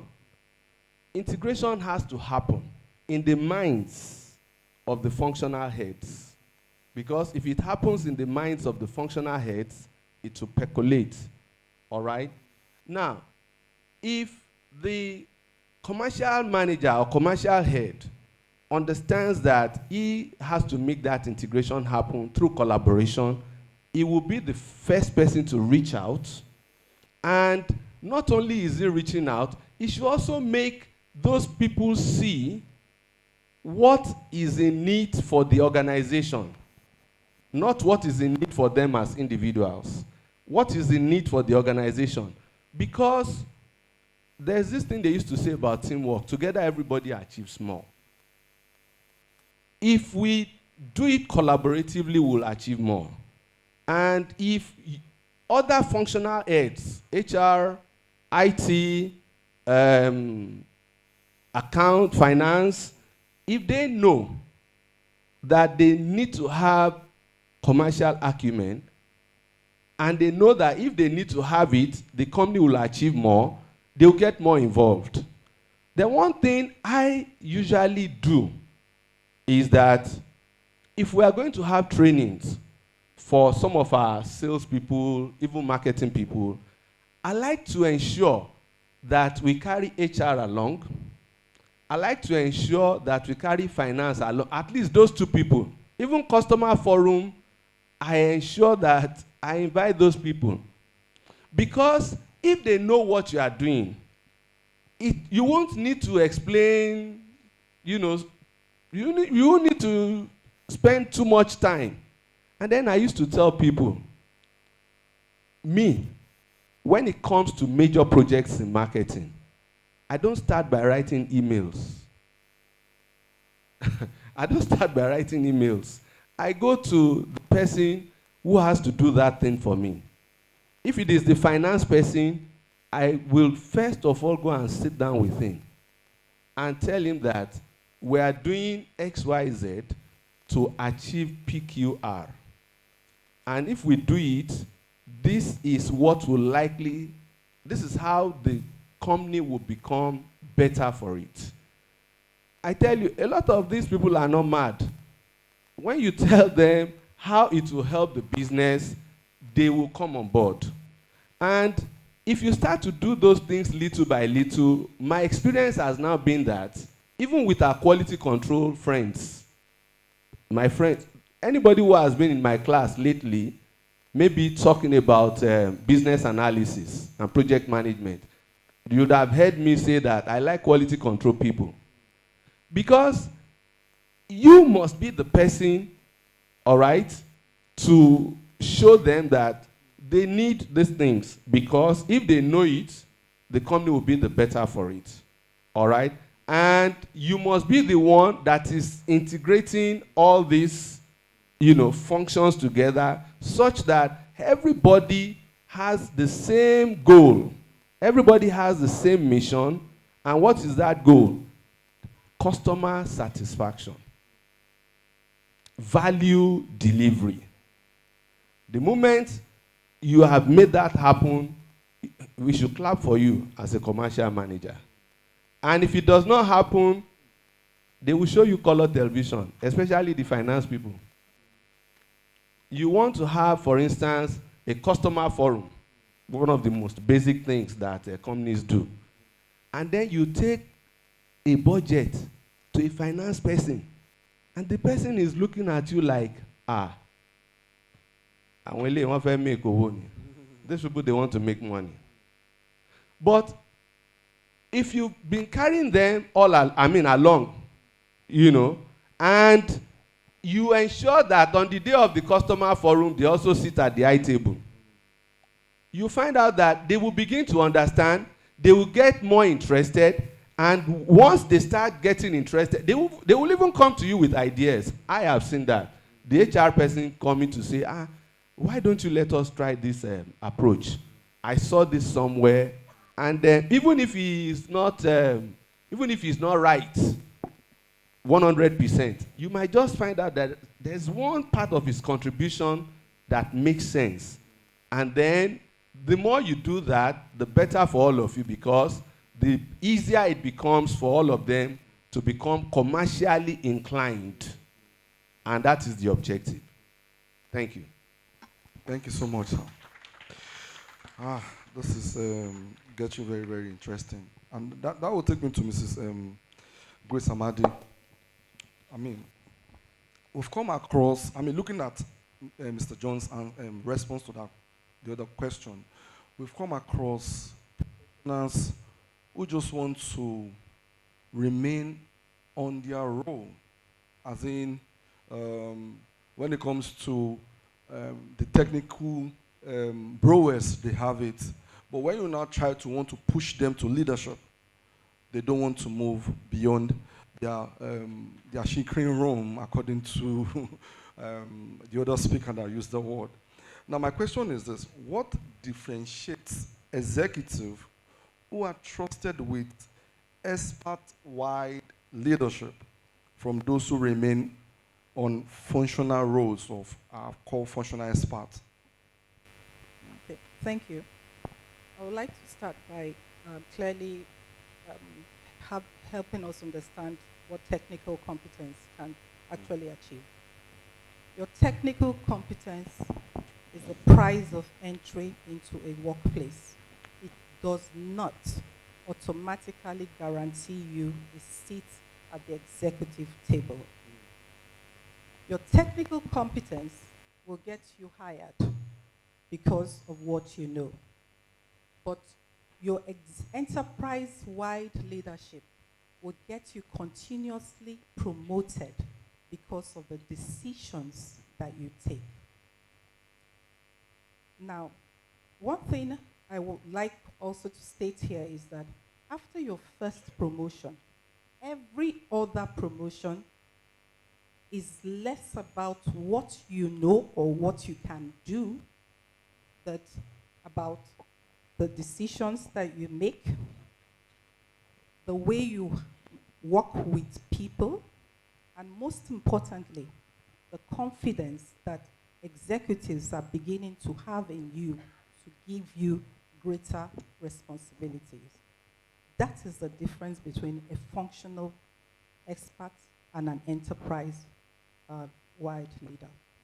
Let me use my current role, for example. I am currently the general manager for joint venture partner relations with Seplat Energy. Now, I have project teams that would execute projects considering safety, efficiency, schedule. That's very excellent. That's what they're supposed to do. But that's one side of the equation. On the other side of the equation, I have the joint venture partners, the NMPC, who the same projects have to be presented to, and they must be aligned with those projects. Where there is a risk of alignment, what it means is that even the excellent projects can run a risk of project delays, cost variations, governance issues, and ultimately a damage to the reputation with the stakeholders. So as an enterprise-wide leader, I have to actually make decisions that are best for the organization and the stakeholders. I wouldn't now start thinking of my functional role, who did what, did they get it right? No, I have to get all the stakeholders together. The project, for example, supply chain, finance, commercial, the joint venture, to understand the project's value, to understand the economics of that project, and ultimately, what is that common outcome we as a JV, Seplat and NMPC, want to have from this project in order to make decisions that can drive our businesses forward and sustainable. From this illustration, I have 3 practical lessons for anyone that wants to be an enterprise leader. S-T-A. S, sound judgment. T, think beyond your function. A, align with your stakeholders. For sound judgment, a functional leader would always think, is this project right? Is it wrong? An enterprise leader would actually be asking, how is this decision going to impact the entire organization? How is this decision going to impact the stakeholders? How are we going to achieve our long-term strategies? Thinking beyond your functional role. You have to understand that no one team can guarantee 100% success. As an enterprise leader, you have to begin to think about how your function is impacting on other areas of the business, operations, even your company reputation and your stakeholders. An enterprise leader connects all the dots before you make your final decision. And lastly, alignment. You have internal stakeholders, the employees. You have your external stakeholders. You need to ensure that they clearly understand what you're doing. Communication is very key. Early communication. If there are issues, let them know. Collaboration is key. Getting that credibility and trust is very key. And then you would be on your way to be a very successful enterprise-wide leader. Thank you. Thank you so much, ma'am. So going to Dr. Kende. As MBA graduates, many of our participants today will soon, one way or the other, will be leading teams, rather than contributing individually. And what one mistakes first-time managers might want to make, but I mean, you have to prevent them from becoming um, effective leaders. I mean, that mistake that will prevent them from becoming effective leaders, and how can they avoid it? Okay. From my experience, when you promote people from operational level to managerial positions, there's this common denominator that I've observed over the years. And this is the thinking that I am the best guy in the room. And I need to fix this myself. Otherwise, my colleagues might not be able to do it well. They might not be able to generate the report as I would do. They might not be able to present the reports just like me. Yes, no doubt, what has taken you there, it's absolutely your competence. There's no doubt about that. You must be competent and demonstrate the competencies before you could grow to managerial position. But most of the time, you keep yourself in that room of competence. Competence is good. I mean, I always advise every professional to master two things. And the first is competence, and the second is character. But then, when you are now promoted to a managerial level, it is important that your competence has been recognized already. You are not dragging with anyone anymore. A lot of first-time managers still see themselves competing with their associates directly because they keep trashing everything the associate is doing.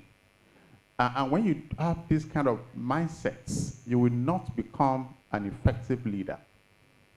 An effective leader is one that does not necessarily provide all the answers.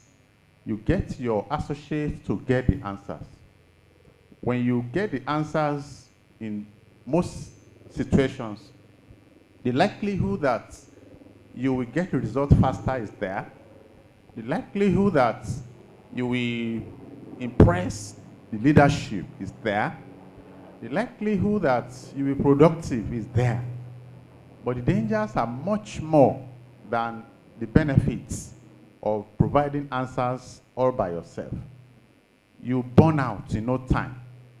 And in no time, you just realize that you are grossly inefficient because you are doing plenty of things. In no time, you just realize that you are growing gray hair. In no time, you just realize that your blood pressure is being elevated and you are visiting hospital more frequently. In no time, your wife will start to complain that this is your work safe. Or your husband will begin to say, it be like say your last job is much better for this family than this one. No. Won't you have a rethink? So you have a lot of challenge, and more importantly, you are going to breed a team of laggards who will have to wait for you before decisions are made, and nobody grows organization that way.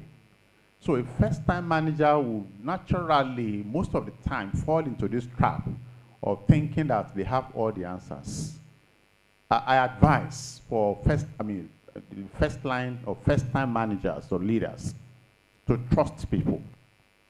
Trust them. I mean, somebody trusted you to be where you are. So why don't you just trust them? They may make mistakes. It's not a problem. You also made mistakes. You are even still making mistakes now. I mean, you're not a perfect leader. You're not in heaven. I mean, we all say heaven is a perfect place. We just assume because we have not been there. I don't know if you have been there. But generally, as a first-time manager, as a leader, you must learn to trust people. Let them generate the answer. For instance, there is a problem, and they come to you. Sir, there is this customer's complaints, and it's threatening to stop doing business with our company. As a manager or as a leader, you know the answer. But an effective leader will not give the answer. You rather say, what do you think? How do you think we should approach this? Definitely, the guy expectedly smart will also bring us some things. You ask her that, okay, that's fine, we can do that. How about you? What do you think? What if we do that and it didn't work? These are the probing questions you are meant to give, leading questions that will make the people to provide the answers by themselves. And what you are doing directly with that kind of mindset is you are grooming, you are training them, you are making them strong and better managers. But when you decide to say you're going to do it by yourself, oh, this guy is slow, he's going to slow me down, I got to do it myself, you do it yourself. But at the end of the day, you will have troubles with your health because there will be burnout in no time. You will have trouble with work-life fits. You will have trouble even with the leadership eventually. You will now realize that, oh, you are doing very well as an engineer on the floor, but now that we promoted you to manage people or manage process or manage function, you are failing. What's going on? It's very simple. It's because you have not learned how to trust people that you work with and delegate activities and ensure they succeed in the delegated responsibility. That's my view. Thank you. Thank you for that response. Dr. Mojisola, I'm coming to you now. Okay, my question is this. Many executives aspire into the C-suite. You know, C-suite is where everybody wants to enter, but only few are entering there anyway. But the few successful ones that have been able to enter even still find it difficult to reinvent themselves as business leaders rather than functional leaders. Now, my question is this: what mindset are necessary to make that transition? That is, if I want to move into the C-suite, and you know, I'm not having that kind of C-suite mindset. I'm still thinking like a functional leader. What do I need to do to transition into that level? Okay. Number one, not everybody can be a leader. Say that again. Not everybody can be a leader. So if we are 1 million in this place, and the 1 million people are vying for a leadership position, so who becomes the follower? That is one.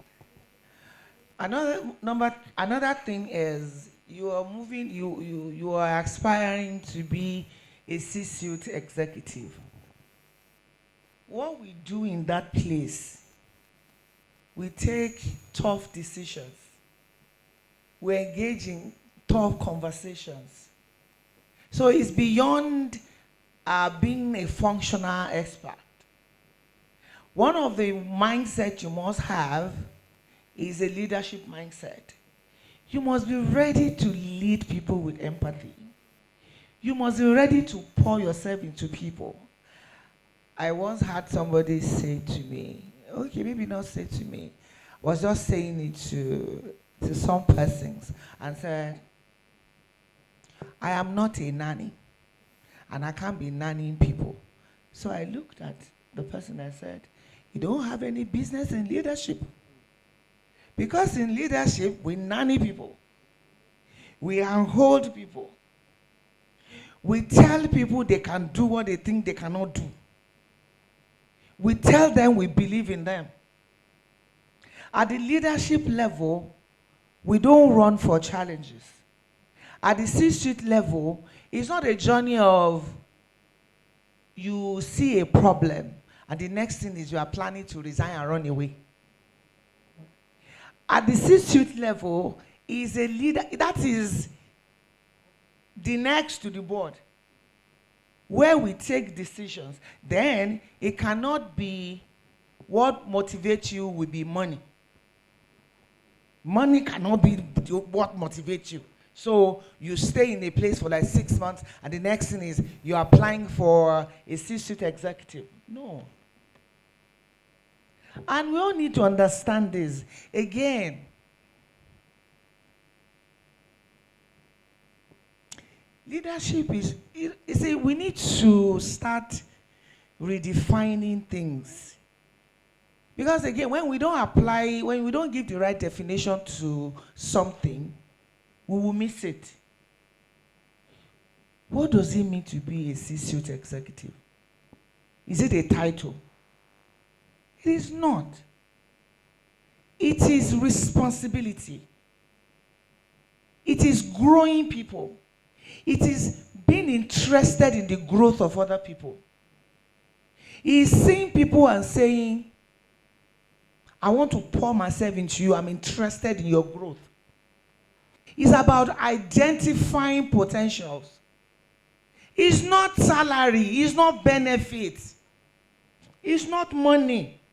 Because some of us just think that at the C-suite level, you're going to have a lot of money and you're going to have a lot of power. It's not power. It's a lot of work. So if you are aspiring to be, to climb to the C-suite level, it's a journey of maturity. We're not talking about an adult child here. It's not an adult child game. It's maturity. It's resilience. It's adaptability.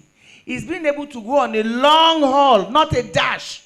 It's not a 100-meter dash. It's a marathon. You are learning. You are pruning. You are being fried. You are growing. You are consolidating. And while you are doing that, you are happy also to chew the cord and be ready to bring it to others. And not say, do you know what it takes? It took me blood to get there. Anybody that will get there, you will sweat. Excuse me. You are still a child. And that journey is not a journey of adult child. No. It's a marathon. It's grueling.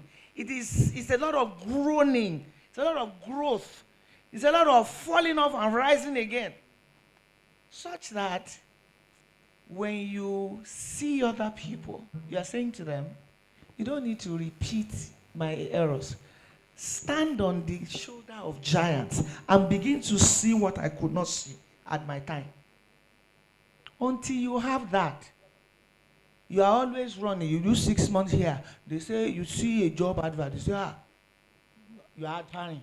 And in 6 months you have moved, and you have moved, and you have moved. You are not consolidating. You are not learning. You will be a disaster in front. You will not be able to help anybody. No, imagine a girl, 12-year-old. You can say she's a woman, right? But is she a mother? Hello?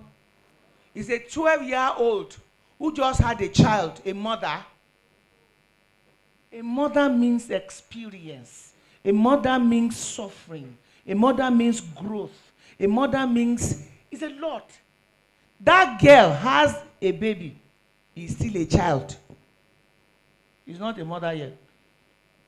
Because the baby will be crying. And will say, sorry, don't cry now. Why are you crying? Why are you crying? He doesn't know what to do.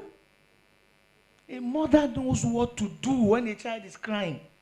He has so many tricks on her fingers to say, okay, check the diaper. Okay, maybe he's hot. Okay, maybe he's hungry. Maybe he wants to sleep. Maybe he's having pains. A child will say, why are you crying now? And because he doesn't want the child to cry, he will put pillow or put his mouth and kill the child. We have a lot of immature leaders at the C-suite level, and they are destroying people, they are destroying businesses because they don't want to pay the price of development and growth. So you want to get to the C-suite level, ask yourself, do I have what it takes? Because at that level, you are no longer a functional leader. You are an enterprise-wide leader. You are growing people. You are looking at growth here. You are identifying potentials. You are looking at business and saying, this one. So you are looking at your business and you are taking so many decisions at the same time. So C-suite level, it is not a title. It's responsibility. Thank you so much. Thank you for that. Let me go to Mrs. Grace Amadi. I think we've done a lot this morning. Please, can you put your hands together for the panelists one more time? We've done a lot. Okay. What capabilities should today's professionals develop if they want to be seen not just as employees, but as business leaders who create long-term values? Great question. And I get this from young professionals and students most of the time. I would like to start by addressing employees. There is a need to have a mindset shift. Okay. An employee might typically ask, how would I do my job well?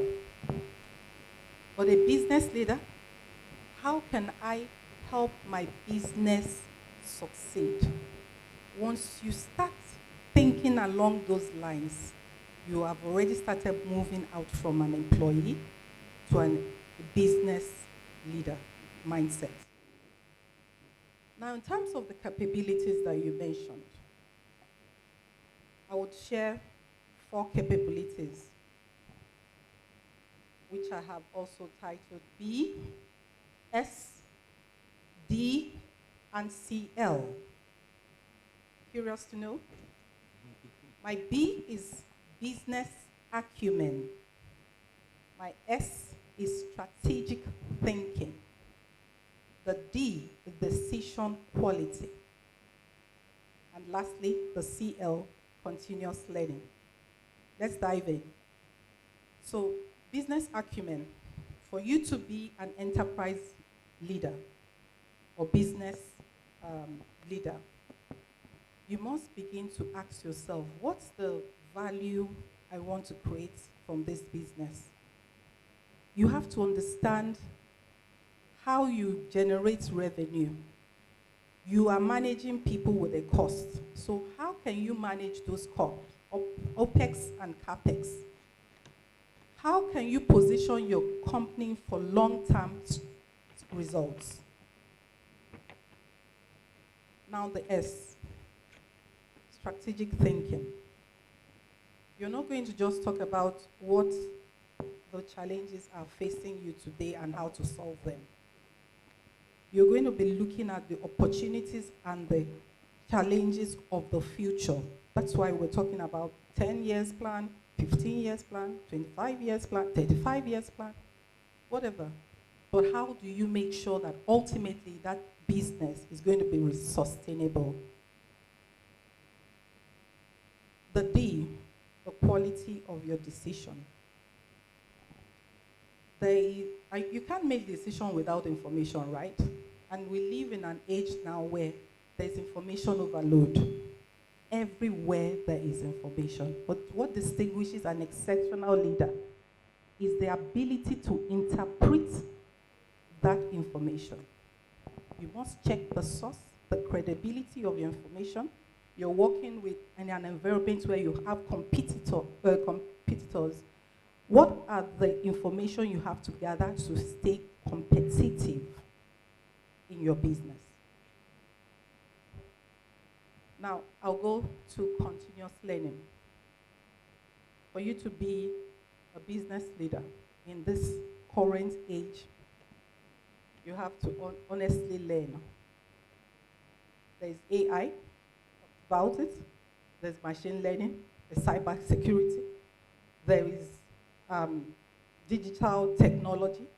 There is even geopolitical issues. Today, businesses are being affected just because somebody in US and another person in Iraq took decisions.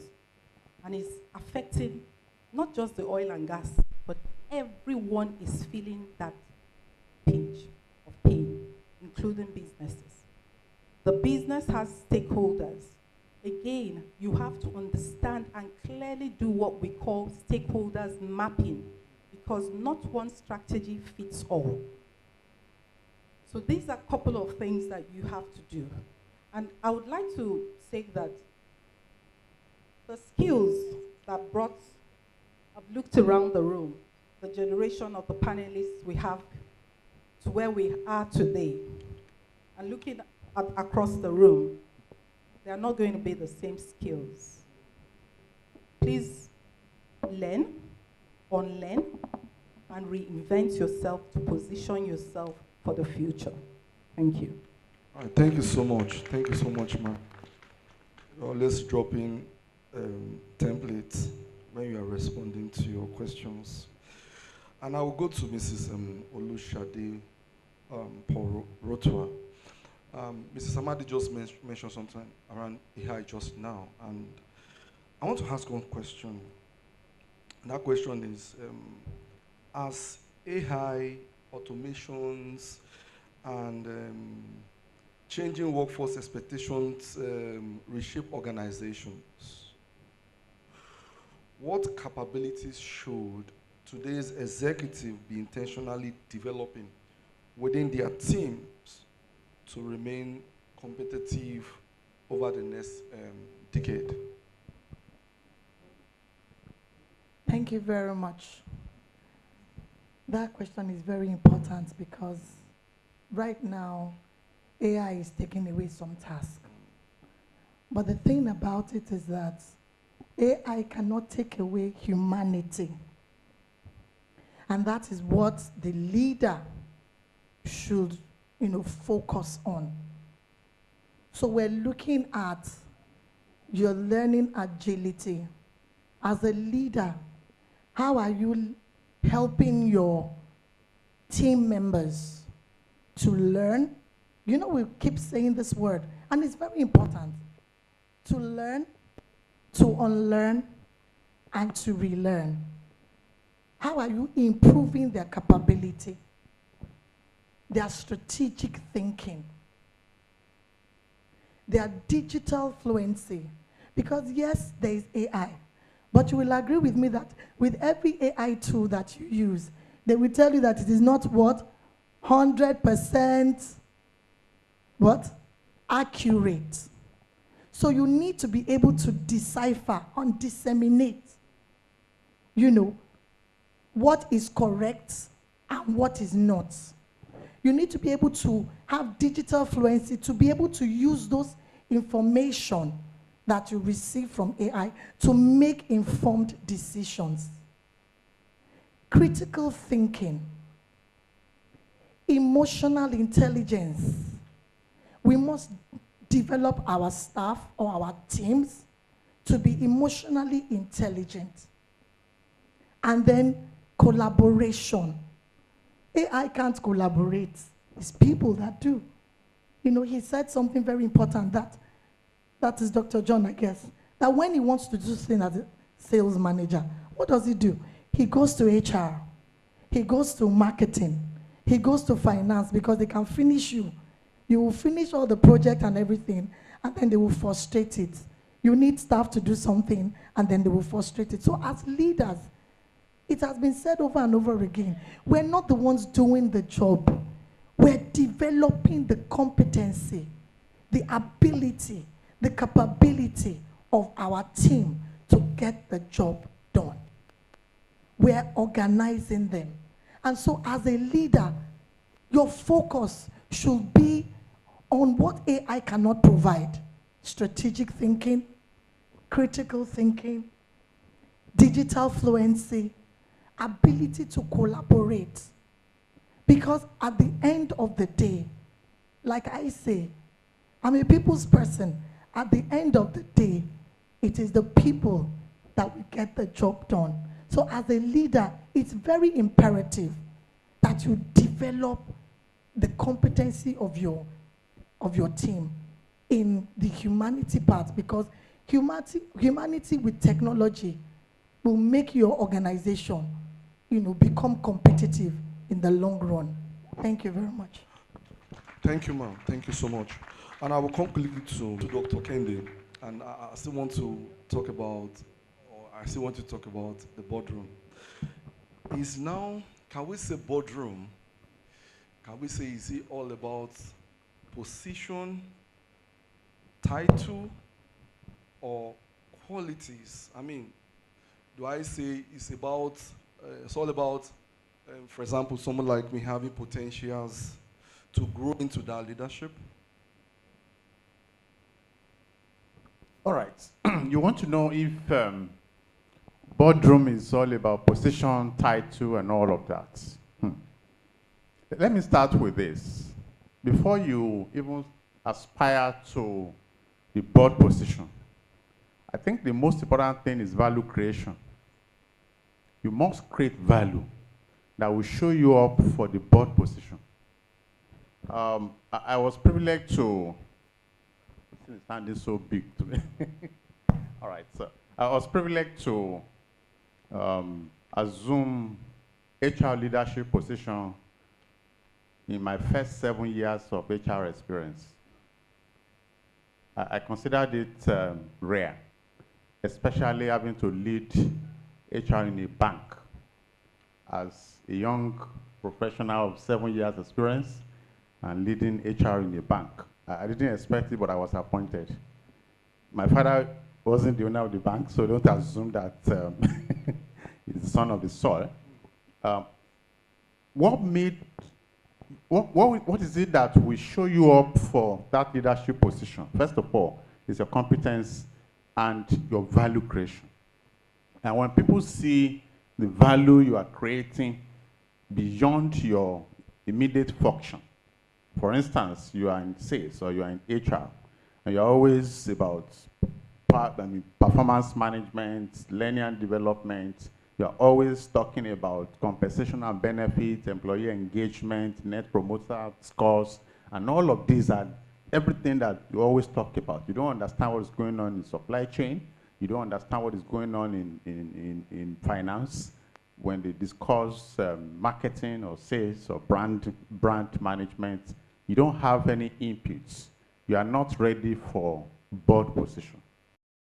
And I will say again and again that you must, your capability, your value creation must transcend your current function. Even if you are a director, nominal director in your current function, you must be seen. You know, get me right. It's one thing for you to think you are transcending your current job function. It's another thing entirely to be seen that you are actually transcending your current job function. I don't know if you get that. Did you get that? So you are doing everything good in your job function, and everybody in your team is saying it. But beyond your team, outside of your team, people must see the value you are creating, visible value, incontrovertible value, that people will not be able to contest. Even people that don't like you, because everybody will not like you if you are a thorough professional. Even those that are not your fans, they are quick to say, when it comes to this, give it to him. I remember before my appointment to the board position, I was leading HR, and at a point, the CFO would call me to our office and say, "Doctor, what do you think? This is this, this is this, this is this." Most times I don't even have all the answers, but I'll pretend as if I do. As she's talking, I'll be nodding. True, very true, very true. As she's talking, I'm just thinking of one thing I know out of all that she's sharing. I would then hang on that thing and say, exactly, see this figure. I mean, how do we explain this? And then she would say, yes, that's what I've been talking about, doctor. And then we'll leave the room thinking that doctor is not just HR, it's all-rounder. And they see that across the business. So when I was appointed as an executive director, a board position, not many people raise highbrow. You know, it's natural for people to think that, oh, he's coming from HR background. What does he know to operate at that level? And I wasn't just appointed as an executive director on the board. I was appointed as a CEO at the same time. What that means is Chief Operating Officer. That means I'm going to be responsible for the entire business. And when I talk about business, I'm not discussing a 1 billion business. I'm discussing business that runs in trillion revenue. So it's not a big it's not a small thing rather, to be at that level. But first of all, you must first show up as value creator, and you must create that value beyond your current function, beyond creating the value or being seen, or beyond assuming that you are creating value beyond your current function. Others must see it as such. So when I assume the position, of course, I'll talk about what we discussed at board room. It's funny, but discussions. Okay, before I go to discussion in the boardroom, when I assume that position, I have to lead engineers, scientific people, scientific-minded people, power generation and distribution, quality assurance, supply chain entirely from procurement, local and international, foreign, logistics, inbound and outbound, warehousing, finished goods and raw material, production process, quality assurance, and every unit in the organization. I have to be responsible. So how did I go about it? Very simple. I don't pretend to you to be an engineer. I'm not. Of course, you can check my profile. I've never had any engineering degree. But I know what question to ask because I know where we are going as a business. And I know what probing question to ask that will lead you to the answer. So in 6 months of my assumption of duty, people began to doubt whether I was hiding my engineering degree. They thought I had an engineering degree. No, I don't. It's just applying yourself to the environment and understanding the priorities of the organization and then create value with that. So what do they do at the boardroom? Politicking, discussion, decisions, sometimes none of the above. None of the above. What happens most of the time?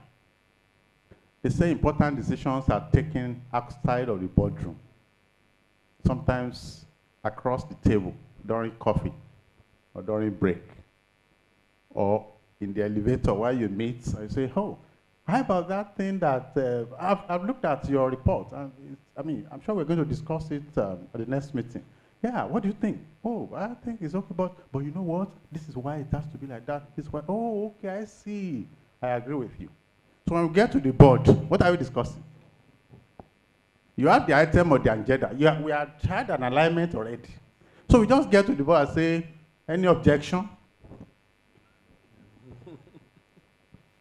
Even if you are the only person that didn't agree with that, everybody, you have had this person say, it's okay, this one is fine, this one is fine. Before you say it's not fine, you will think twice. So is that politicking? So most of the time, everybody just say, oh, okay, it's fine, because decisions had been made. So what I'm trying to pass across there is that boardroom is for executive, where decisions are ratified, not discussed. Nobody comes to board to give updates about, it's for decision. We already have the updates. So it means that as a leader or as a would-be leader, when you are coming up, you must have that influence and you must be seen as having the value and the influence. And that's what will take you there. Once you get there, then it's decision. And from my experience, most of the time, it's not just about politicking. It's about opinion of those that are there in the room. If you are lucky, those that are there has wrong perception of you. That's what is going to influence their decision at the board.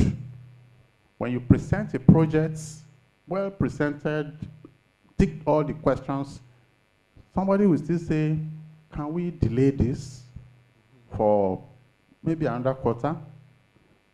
It's just another way of saying, can we step this down? And then by another quarter, another subject will come up for discussion, and then everybody will just say, maybe it's not the right time for this project, because you had not been able to influence decision makers to even see from your lens. And that's what is important for leaders, or will-be leaders, or growing up leaders.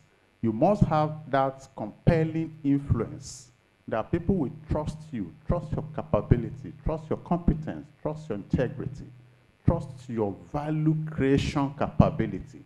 When you get to these points, then at the board, it's just to take decisions, in all honesty.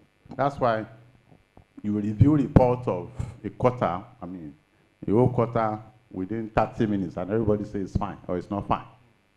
That's my view. Thank you. Thank you so much. Our time is fast spent, and I think before we start taking questions from our participants, let me quickly go to Dr. Mojisola. By the way, I remember some of the things you told us in the class about your personality, and it's reflecting now against that. Thank you so much for the answer. Let me ask this question, Doctor. And like I said, you have this diverse background, you work across sectors, and what does executive presence, I think that's this in our conversation about the boardroom leadership and everything, truly look like today in our business environment? What does it look like to have? Is it to wear good Gucci suit, nice tie, shoe, that is all, or is it about knowing what to do? Okay. Again, our reputation goes ahead of us. Anywhere, to the boardroom, to workplaces. But when we talk about executive presence, and you look at, okay, so how do I build a brand that is acceptable, that the board looks at, and they feel comfortable with it? I will look at 3 C's. Number 1 is building credibility. And credibility means I will do what I said I would do. Credibility. Credibility means we have goals, action points we've agreed on. Because again, where executives fail with the board and they start losing trust in you is we have goals, we have action points, and you are dropping the ball. You are dropping the ball.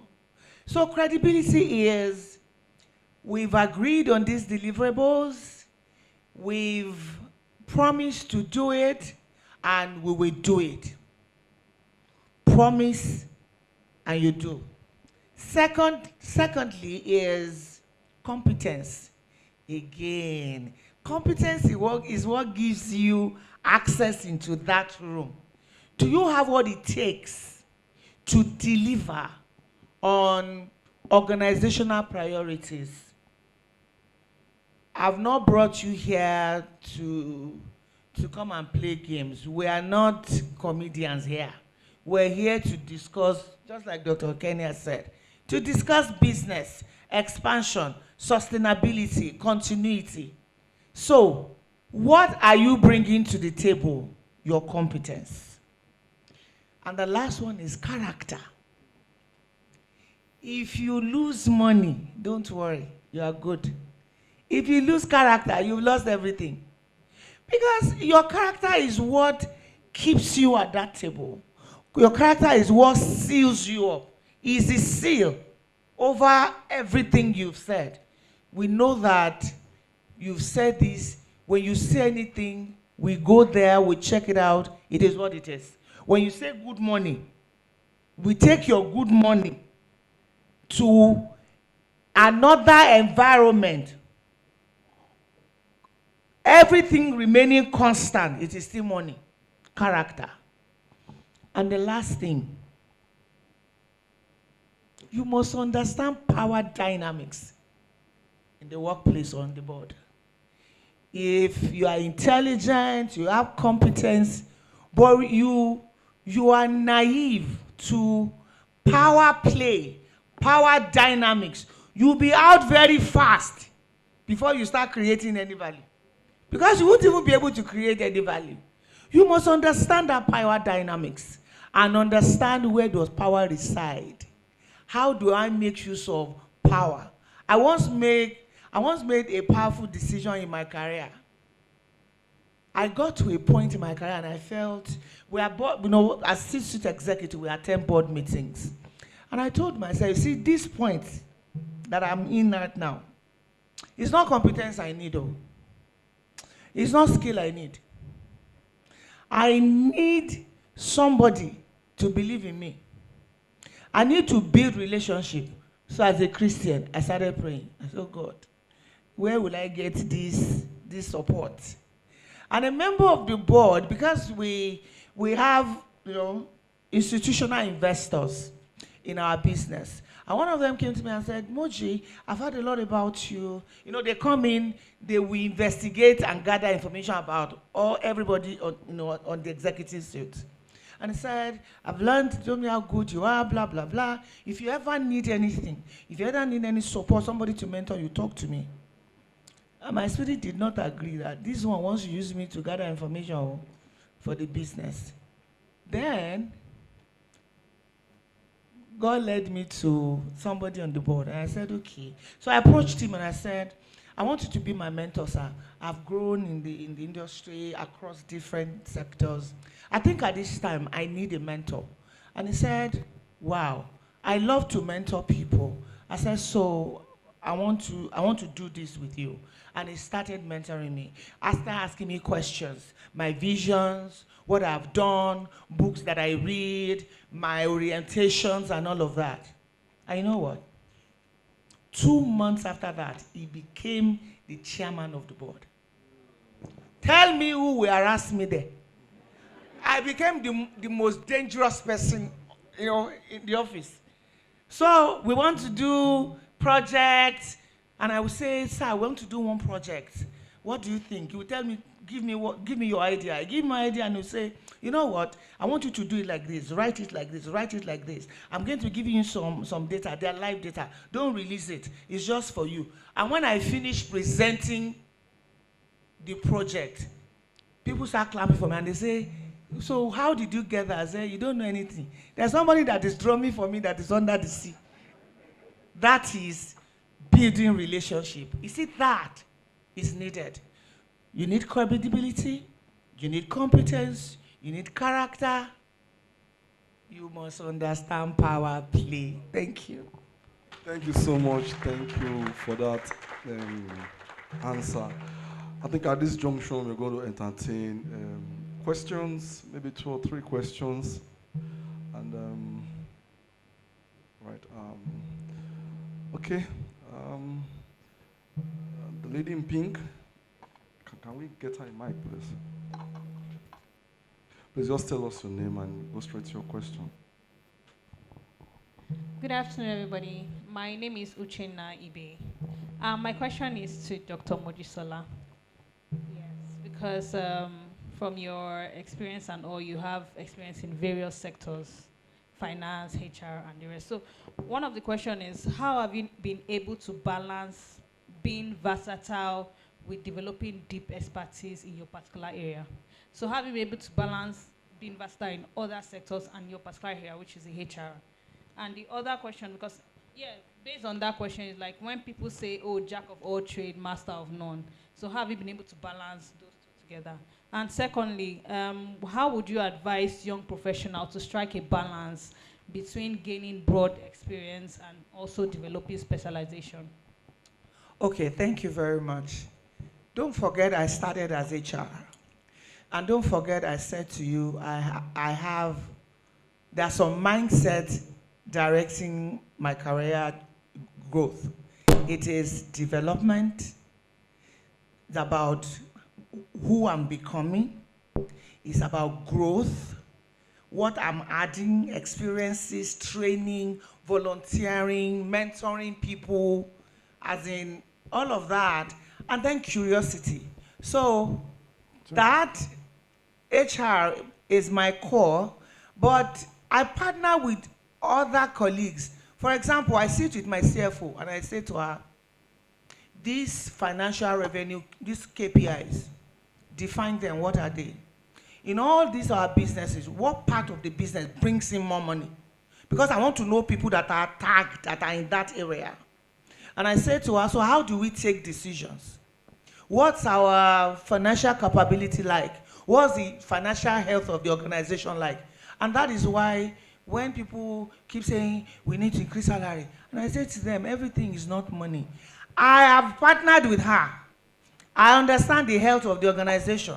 So I'm like, okay, so if you don't give salary increment, what other things can we do? How can we reduce people's expenses? How can we improve their consumer purchasing index? All of that, I sit with her and I say, okay, so let's use peso to analyze our business. When I look at the political factor, what does it mean to this business? What does economic factors mean? The social factor, the legal factor, the environmental factor, the social factor. What does it mean? It's not just English. It's not peso. If it's peso, go. What does each of those elements, what does it mean? What is their implication on our business? And I can go back and say, if this is the implication on our business, what will this implication be saying on people? Because the people, they are the biggest. They are the biggest cost. What is this implication saying on the life of our people? And then I can come up, sit down, write proposals, look at scenario 1, scenario 2, scenario 3, scenario 4, and look at, if this does not work, this should work. If this does not work, this should work. So it's about development. It's about growth. This is HR. But I want to sit with my business development manager and say, what is business saying? How is it looking like? How is your work impacting on the health of the organization? So it's about being curious to see other things, to see other areas, how it's affecting our business. And I use that to take decisions on the people. How do I advise young professionals to balance? One thing I will say, it has worked for me. I prioritize learning over earning. I don't look after money first. Because by the time I'm done learning, the person where no chop go pay. You will pay. When I have what it takes to solve the problem of the organization, I'm a problem solver. And I'm telling you, I want 10 million per month. If you give me 10 million per month, you will go and sleep. Trust me, you will sleep. And I will do the job. And somebody is telling you, me, I can still manage 500,000. We are not the same. We are not the same. I will invest in everything I can that can bring me learning, that can bring me knowledge part time. Then I'll begin to ask for earning. I don't mix the two. It's learning above earning. That's worked for me.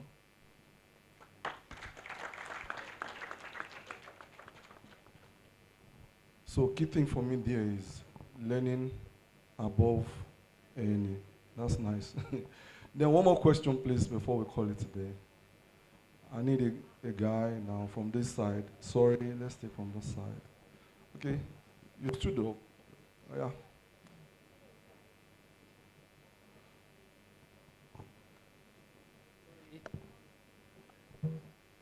Okay, I'm sorry for the guy that put hands up. I have to stand up so that I can take the chance, right?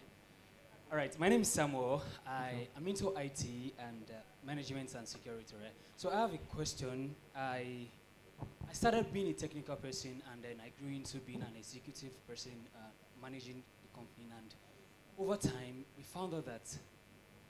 Can you please project? Okay, over time, we found out that people that join us on the executive, on the management team, are people that are not technical, and that kind of affects our productivity. So we found out that for some of the things that we handle from technical background, we could relate more to people that need to get the job done. We could put realistic, the right time into job, what to get done. But this new guy that joined us executively, they don't understand what it takes to get the job done. So what they do in the meeting, when we have executive meeting, is they say yes to this thing, this will get done, and things don't get done. and because they just want to please whosoever is on the table. And for some of us, they feel like we are thug, we always fight. We tell them, no, this will not be achieved in this period. And that kind of brings some kind of issues. And now the organization system is such that the HR doesn't have all the authority to employ any candidate they feel it's better. Well, so what they do, they give the power to the line managers to decide, okay, these are the people. So the line managers use their discretion to bring someone they feel will not be threatened to their own growth. So we have that insecurity. So I want to bring a case study of what Apple did some times ago when they wanted to scale. So what they did is they sacked some of their top managers and they replaced them with technical people to lead the team. I know that there'll be a lot of few glitches here and there, but we realized that eventually the company were able to progress.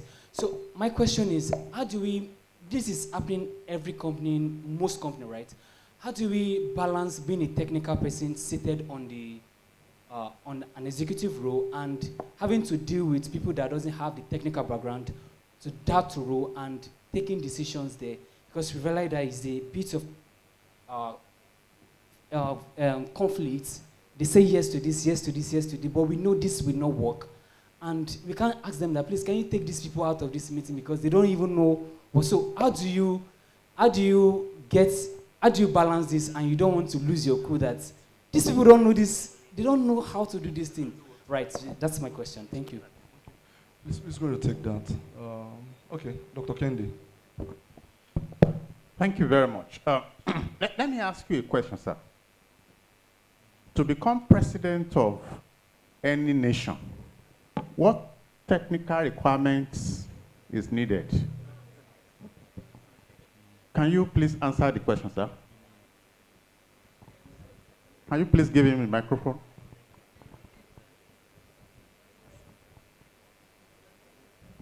All right, thank you. I believe for you to be a president of a nation, there are certain exposure that is required. There's certain school of thought. There are some certain schools, exposure you are expected to at least know, right? Thank you.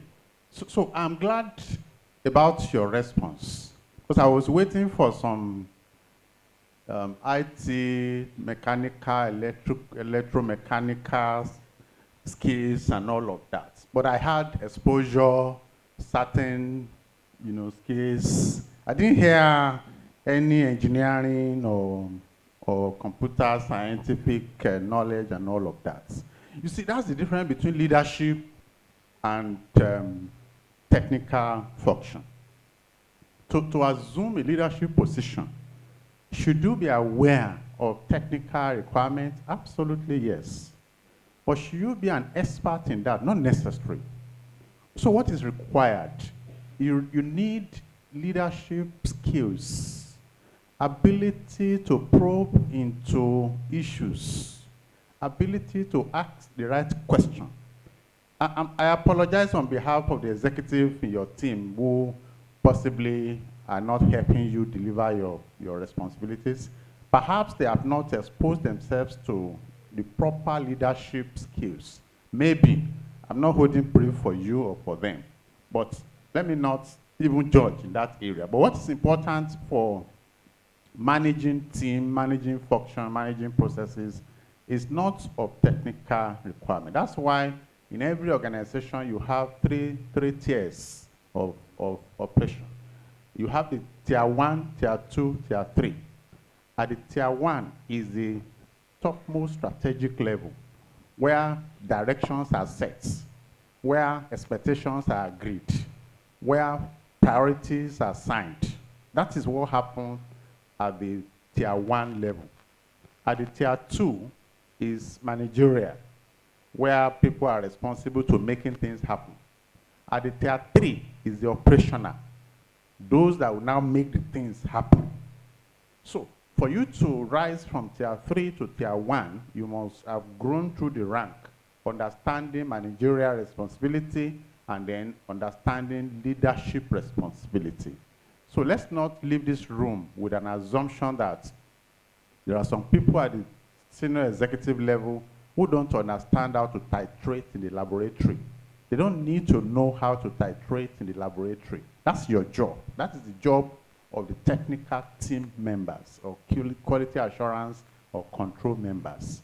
So their own is to look at the outcome. What outcome is being expected? How are you doing it? Are we getting the results? If no, then they can ask you questions. They can challenge you. They can send you back to the drawing board to go and review or revisit your assumptions. So let's not leave this room with an assumption that the leaders or the executive don't have technical. Should they be aware? Absolutely. Should they understand? Yes. But should they be operating at the expert level of technicalities? Absolutely not required. And that's why I asked him about the question of what it requires to become a president. That's the highest job in any country, right? So if that job is important, why is it not a power generation and distribution expert? I mean, power is one of the problems we have in Nigeria, for instance. So why don't you look for a professional, a technocrat in power or in engineering to become president? What you need is exposure, is those certain skills you are trying to mention. Those certain skills we call soft skills. That's the core. They are not soft, they are hard, but we call them soft skills. That's what is required for leadership. Thank you. I don't know if any of my colleagues will. Okay, just hold on. I will allow you, but let me play the devil's advocate. Let me speak for our generation, the Gen Z generation, and let me put it in our language, because I like Dr. Kende has given us the way our own generation. I like that fact. That answer was fantastic. But this is the mindset of a Gen Z. That man knows sabi my work, and they lamba me. The next thing, it don't work out, it don't go set up company. Because he feels like the man where they top no sabi my work. In they talk to me anyhow. So me to won't enter, climb that top, ma go do the same thing they do. I sabi the work. How do we balance that now? Because I think that's the question that young man is trying to. Okay, so finding balance for. From what I understand from your question, you need to help this executive to understand. And you don't go to such meetings and start telling tales by moonlight.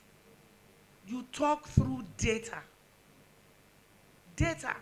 Nobody fights data. Nobody resists data. Data is life. In God we trust. Everybody, you bring your data to the table. They want to take a decision, and you are saying, this is what data is saying. Across Africa, across the world, now to Nigeria, now to our sector, to our industry. And then you are comparing it with competitors' analysis. Hello? Nobody fights data. Stop telling tales by moonlight. Fight through data. And leave it to them. Data. Since the day I understand that, I stop fighting my CEO, fighting CFO. If I want to do anything, I go to myself, this is what I want to do. You are my friend. You must be my friend because I want to spend money.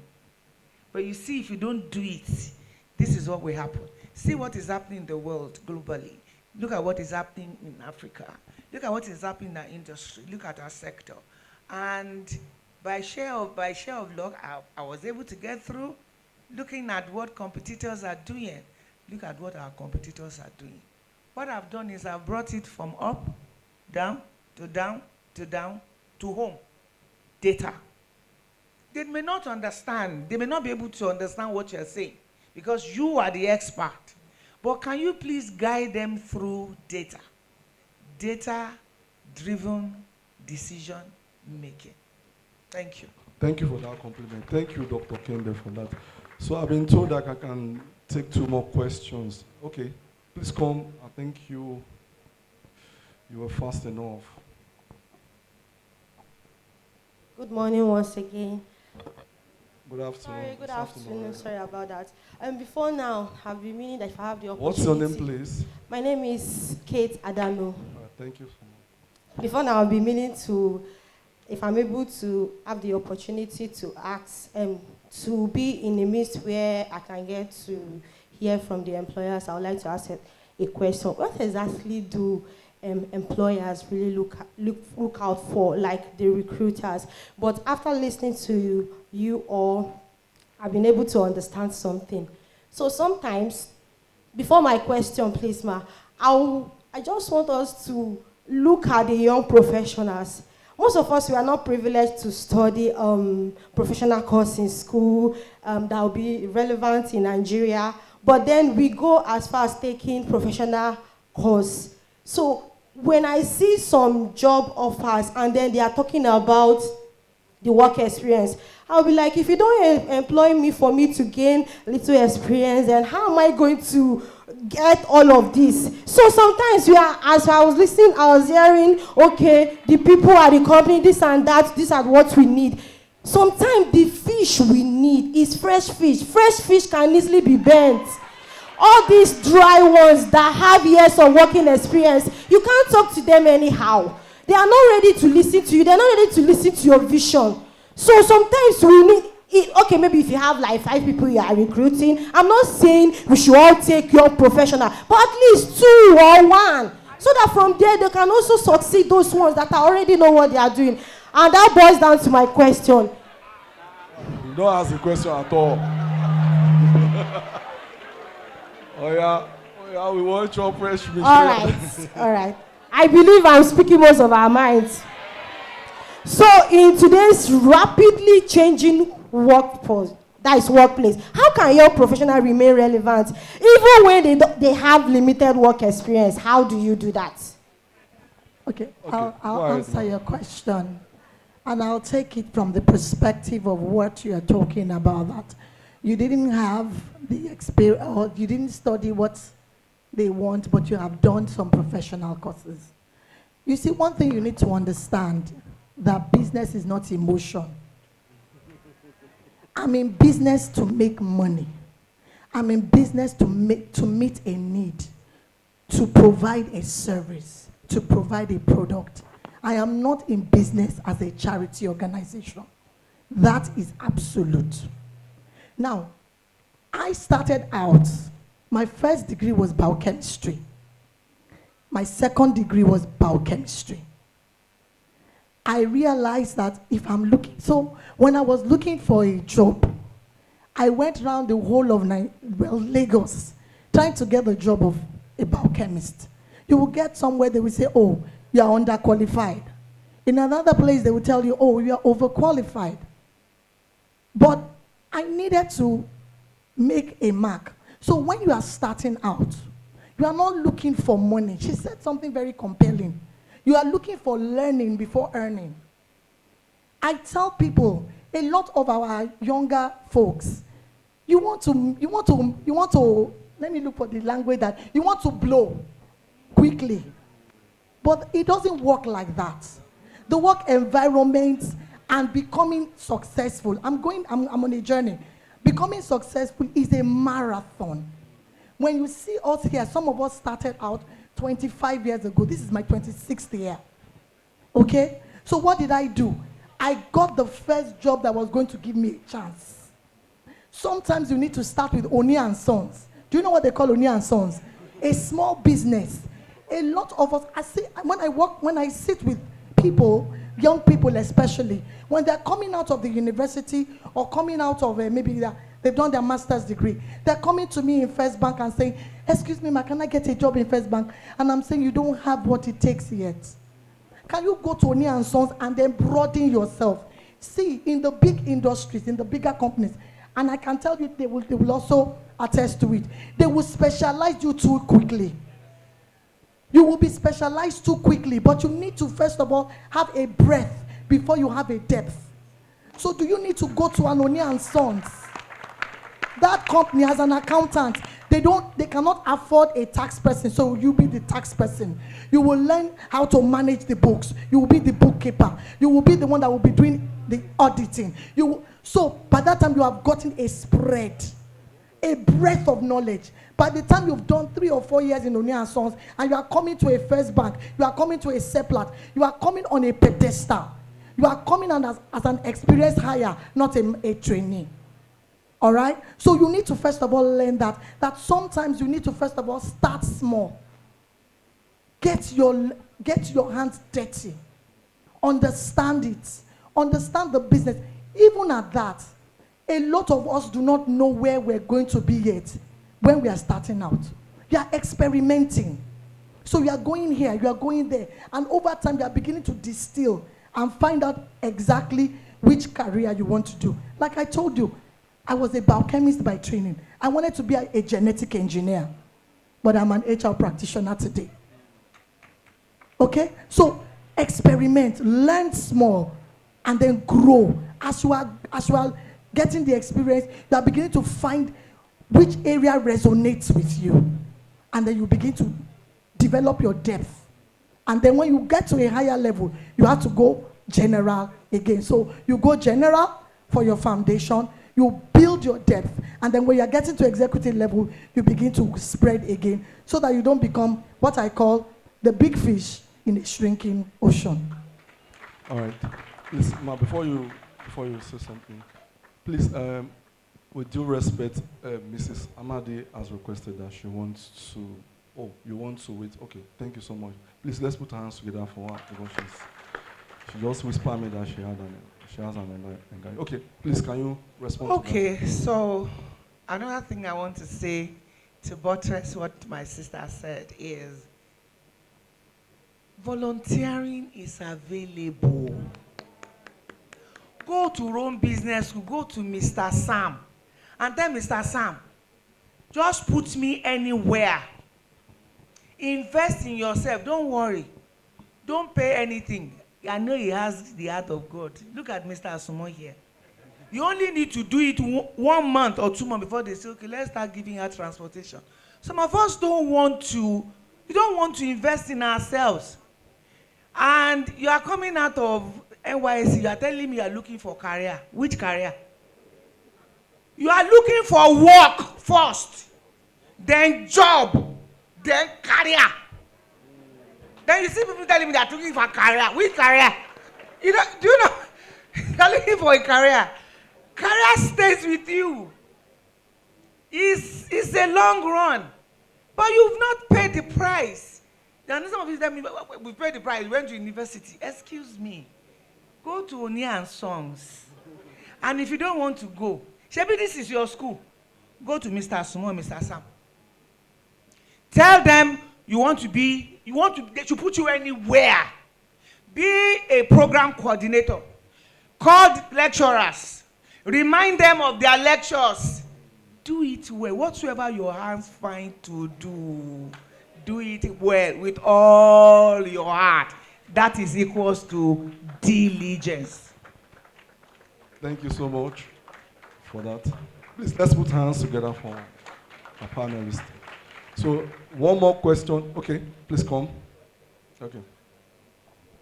Good afternoon. Good afternoon to members of the table. Good afternoon to everyone. I'm Victor Kolawole, an aspiring legal practitioner and a certified mediator. I have 2 questions. My first question goes to Ma'am Grace Amadi. And I want to ask, how do you make decisions, being the general partner in joint ventures and all that, in partner relations, how do you make decisions best to the company, to the stakeholders, and to your customers, where the stakeholders are in fierce legal battle, and you have the knowledge of litigation that if you go through litigation, it's going to be so harsh and company secrets can be leaked, which is not favorable to your client. How well do you correct that? And how do you get people, how the experts needed, how do you get them to make sure that in the next 2-3 weeks, such challenge is removed? That's my first question. And to my second question, I call our mommy here, Mommy Emu the Challenger. That's my name for you, ma. Okay. I would like to ask, what about an individual? Yes, we know about the C-suite executives. What if the person in the C-suite executive, for example, like a school setting, let's bring it down to the head of a chamber.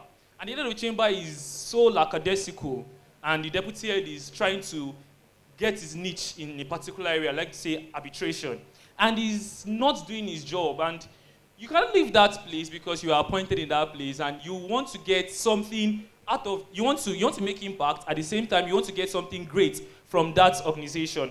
How will you advise that individual? I'm thinking about myself, actually. How will you advise that individual? Thank you. Okay. The first question about how I would address where there is fierce in your word, battle, and the potential for litigation.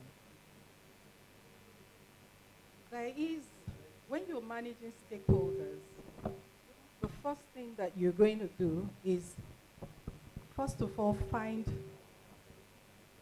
the reason behind the conflict of interest. And that is, there is a common thing between all of us. In mathematics, you would see 2, 4, 6, find the common factor.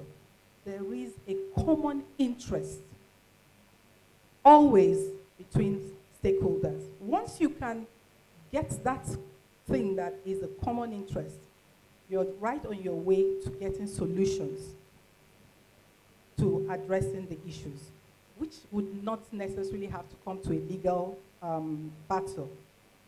I'll give you an example. I once managed a facility that had the community, then I was handling community relations as the general manager, health, safety, security, and community relations. And there was a very strong letter to my previous employer that we must hire people at managerial level in process plants. That community is known for very serious challenges and legal, they can rely on their lawyers to write all manner of letters. Now, what I did was to make sure that, first of all, I asked myself, this was a role, or the roles that were requiring for the people did not have the competencies or the managerial skills. It was a time bomb in waiting if we actually have them in those facilities. However, you have to be strategic. A no would be community agitations at the flow stations, stoppage of the operations, messy media issues.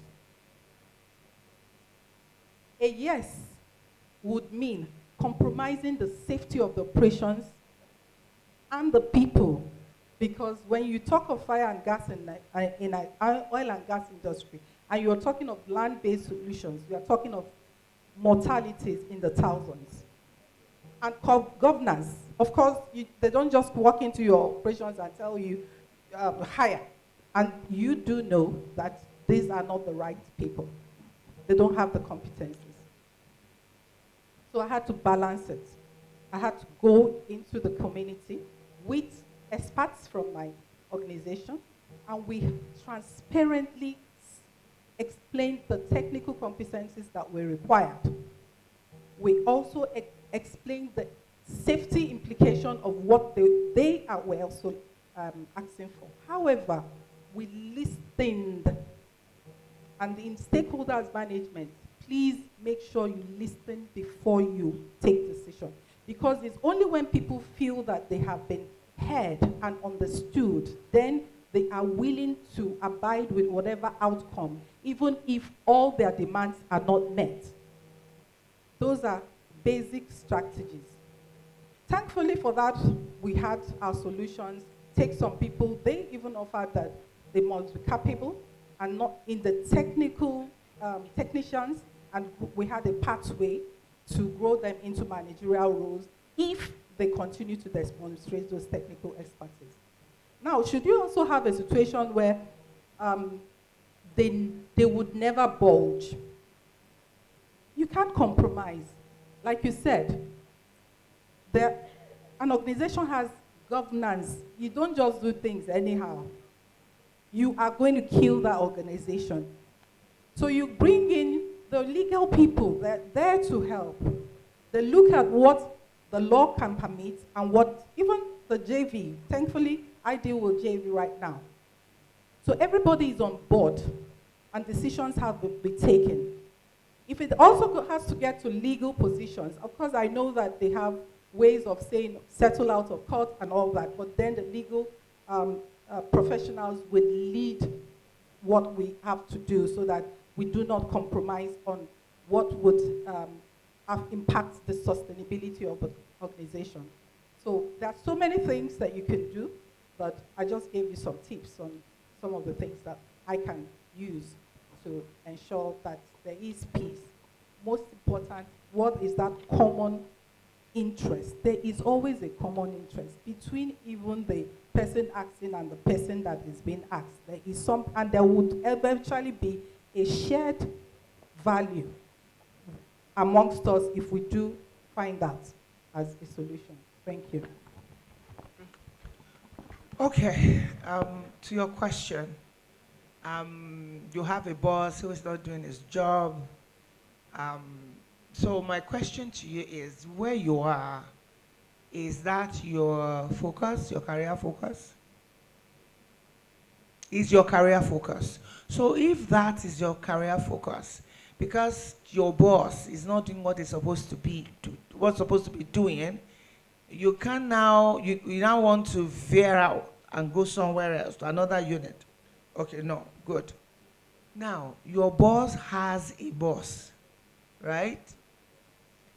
You have HR in that organization. So when people come to me and they ask me, how fast can I go in this organization? I ask them, you tell me. Because your growth is your responsibility. Your growth is in your hand. My policy is just a guide. My policy can't control your growth. I can only guide you. To say, okay, so if you are doing well technically, I may not promote you, but I may give you more money.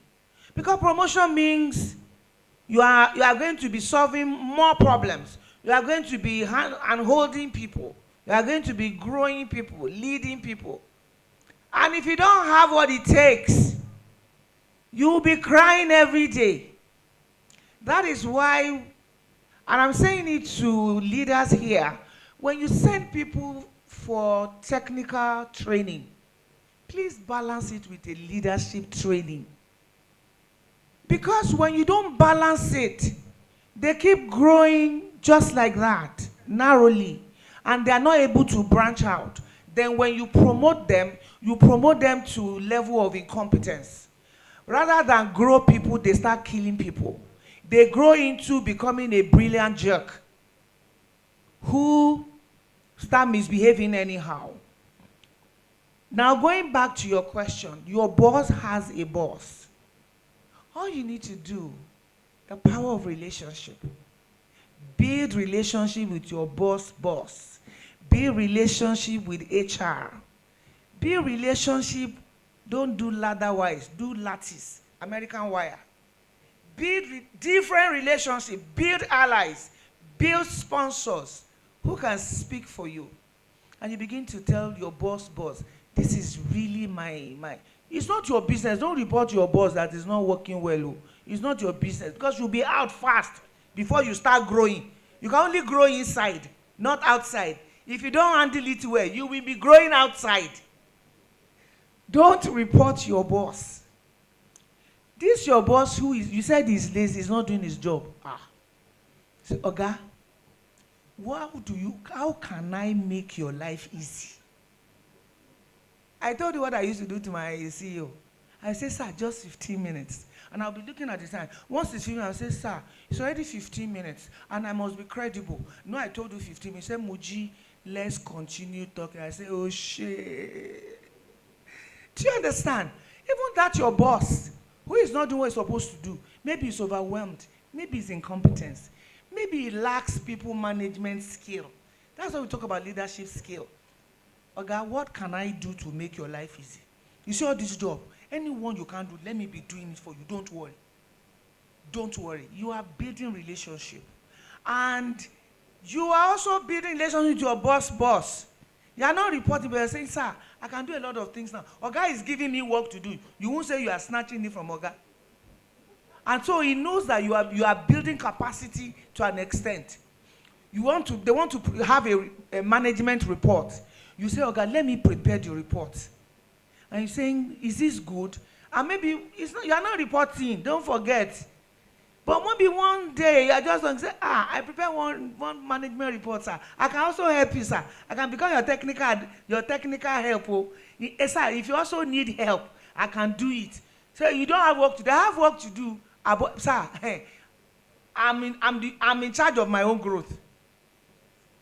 Hello, you are building sponsors and allies without reporting your boss. Very soon, he will exit himself. They will know. They will know. You know something about this life, lies and truth. It has expiry date. They will know. Somebody somewhere will know one day that you are not the one presenting. You are not the one preparing this report. We've known you now. We know the quality of what you prepare. We know this is above you. You don't need to report him. Just tell him, sir, how can I make your life easy? That is my job, to make your life easy. But you are growing. Okay? Good. Thank you so much. I think we've come to the end of the session. Once again, we want to thank all our panelists for their time, for their responses, and everyone who's come to listen to us today. Thank you. Enjoy the rest of your day. See you next year. See you next year. Thank you so much. Wow, what an interesting conversation. Thank you so much. Thank you. Please, can we please appreciate our moderators and our panelists? It's a standing ovation. Please stand and make this, appreciate them, please. Thank you, thank you. Thank you, thank you, thank you, thank you, thank you. It's been a full learning session for us. Thank you so much. Okay, thank you. All right, so we've been sitting since morning. Please now let's rise to our feet and do a very simple, exercise. Let's shake off. We're going to be doing a dance break session. Somebody has said, hey, okay. I need to find that voice. Let us all be on our feet. We've been sitting since morning. I know you have a lot of HR people here. We say work-life balance, work-life harmony. When you've been at your seat or your desk for a long time, you have to come, take a walk, shake it off. So we're bringing that here as well. If someone is still sitting beside you, tap them, say, join us. So now we need a dance instructor. Who's going to be our instructor? Am I seeing a hand already? Okay. Who's going to be our dance instructor? The anti-I. You were like, okay. Just hold on. Who's going to be our dance instructor? We will do as you do. Who's going to be our dance instructor? Were you raising? Okay, please put your hands together for our dance instructor. She's coming forward. It's not easy. Thank you. Please. All right, please, what's your name? My name is Busola Jiboye. Okay, I'm an operations manager. I work at an engineering firm. / dance instructor. All right, so DJ, give us a very good song. Okay. Can you see what she's doing? Just do anything she does.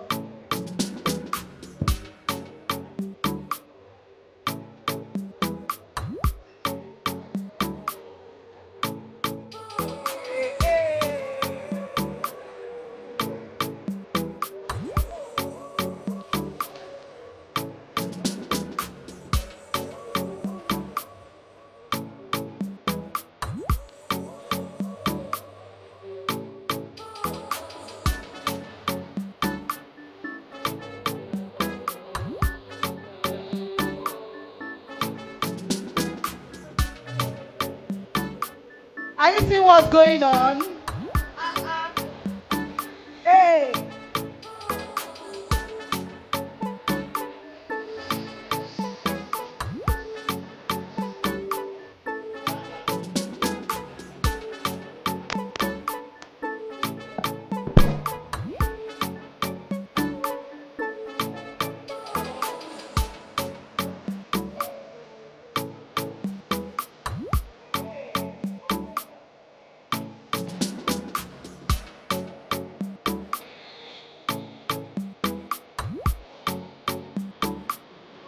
You guys are not following your instructor. Oh yeah now.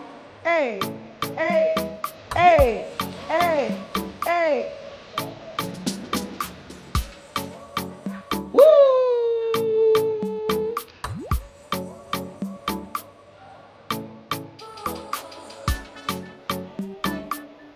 Thank you so much. Please put your hands together for her, please. I mean, I'm sure you guys enjoyed it. All right, please take your seat. Thank you for participating. Thank you, thank you, thank you, thank you. So now we have now come to the Career Service Ambassador Recognition segment. At Rome Business School, Nigeria, career development extends beyond just the classroom. Behind every successful student initiative, every career event, even like this one, every networking opportunity, every engagement, there are individuals who have chosen to serve. Now we have them as career service ambassadors. And these remarkable persons continue to support student engagement, strengthen our professional community, and represent the values of Rome Business School with excellence. Today, we will proudly celebrate their dedication and commitment. And to lead this recognition, it's our pleasure to invite the head of Career Services and Alumni Relations, Mrs. Sarah Ogo, to the stage. Please welcome her with a very warm round of applause. Good afternoon, everyone. Who is excited to be here? If you're excited to be here, please, can you give yourselves a round of applause? All right, so very quickly, we're going to be moving into the networking section soon, and we have all our companies present. I want to really appreciate everyone, all the companies that are present, both the ones that are outside. I want to say thank you for making out time from your busy schedules to come on campus to recruit our students, to meet with our students, to interact with our students. Thank you all so much. I can see Polaris Bank. I also want to thank our partners, Union Bank. They're also present. Please do well to go to their stand. It's just directly at the door. I also want to thank the Alternate Bank, Avant Group, HR Leverage Africa. They are also recruiting. So their stand is outside if you're here with your CV. So yesterday or 2 days ago, we had a section where we informed every participant who is actively looking for opportunities to come with hard copies of their CVs. So if you are in the house, if you're in the hall, we expect you after this section to move to the stand. HR Leverage, for example, they are actively recruiting. They do not have a stand inside, but they have outside. So do not just focus your attentions here. Do not focus your attentions with companies that are just within the hall. There are also opportunities outside of the hall. We have over 200 opportunities, job openings. All right, so before we go to that, I want to really appreciate those we refer to as the Career Service Ambassadors. These are both alumni of Rome Business School, Nigeria, who have been very supportive to the Career Service team, and also current students of Rome Business School, Nigeria, who have also been very active students. They participate in their individual meetings. They also help to moderate webinars, workshops, and all of that. So if you're also in the audience and you also want to be, a career service ambassador, you want to be able to support or collaborate in hosting events like this, you can reach out to us after the section and we'll send you a link to join the team. So on the first list, please, as they walk up to the stage, please, let's do well to give them a round of applause. First on the list is our host for today, Miss Juliet Bekoro. She has moderated 4 sections. She's an active member, always ready to support the team, and also an alumni of Rome Business School Nigeria. Please, can we give her a round of applause? Did she do a fantastic job today? If you know she did, please give her a more round of applause, please. All right, so the second person on the list is Tosin Brown. Tosin Brown, if you're here, can you walk up to the top, to the stage? Tosin Brown has also moderated 3 sections with the Career Service Department. Thank you so much for your support and your partnership. We appreciate you.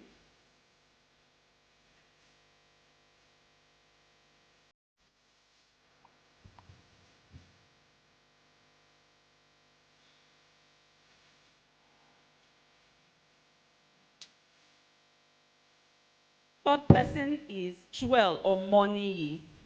Joel Omoniyi. Is Joel Omoniyi here? Okay, so moving on, we have, sorry, the next person on the list, sorry, apologies, is Olaniya Okpeyemi. Olaniya Okpeyemi.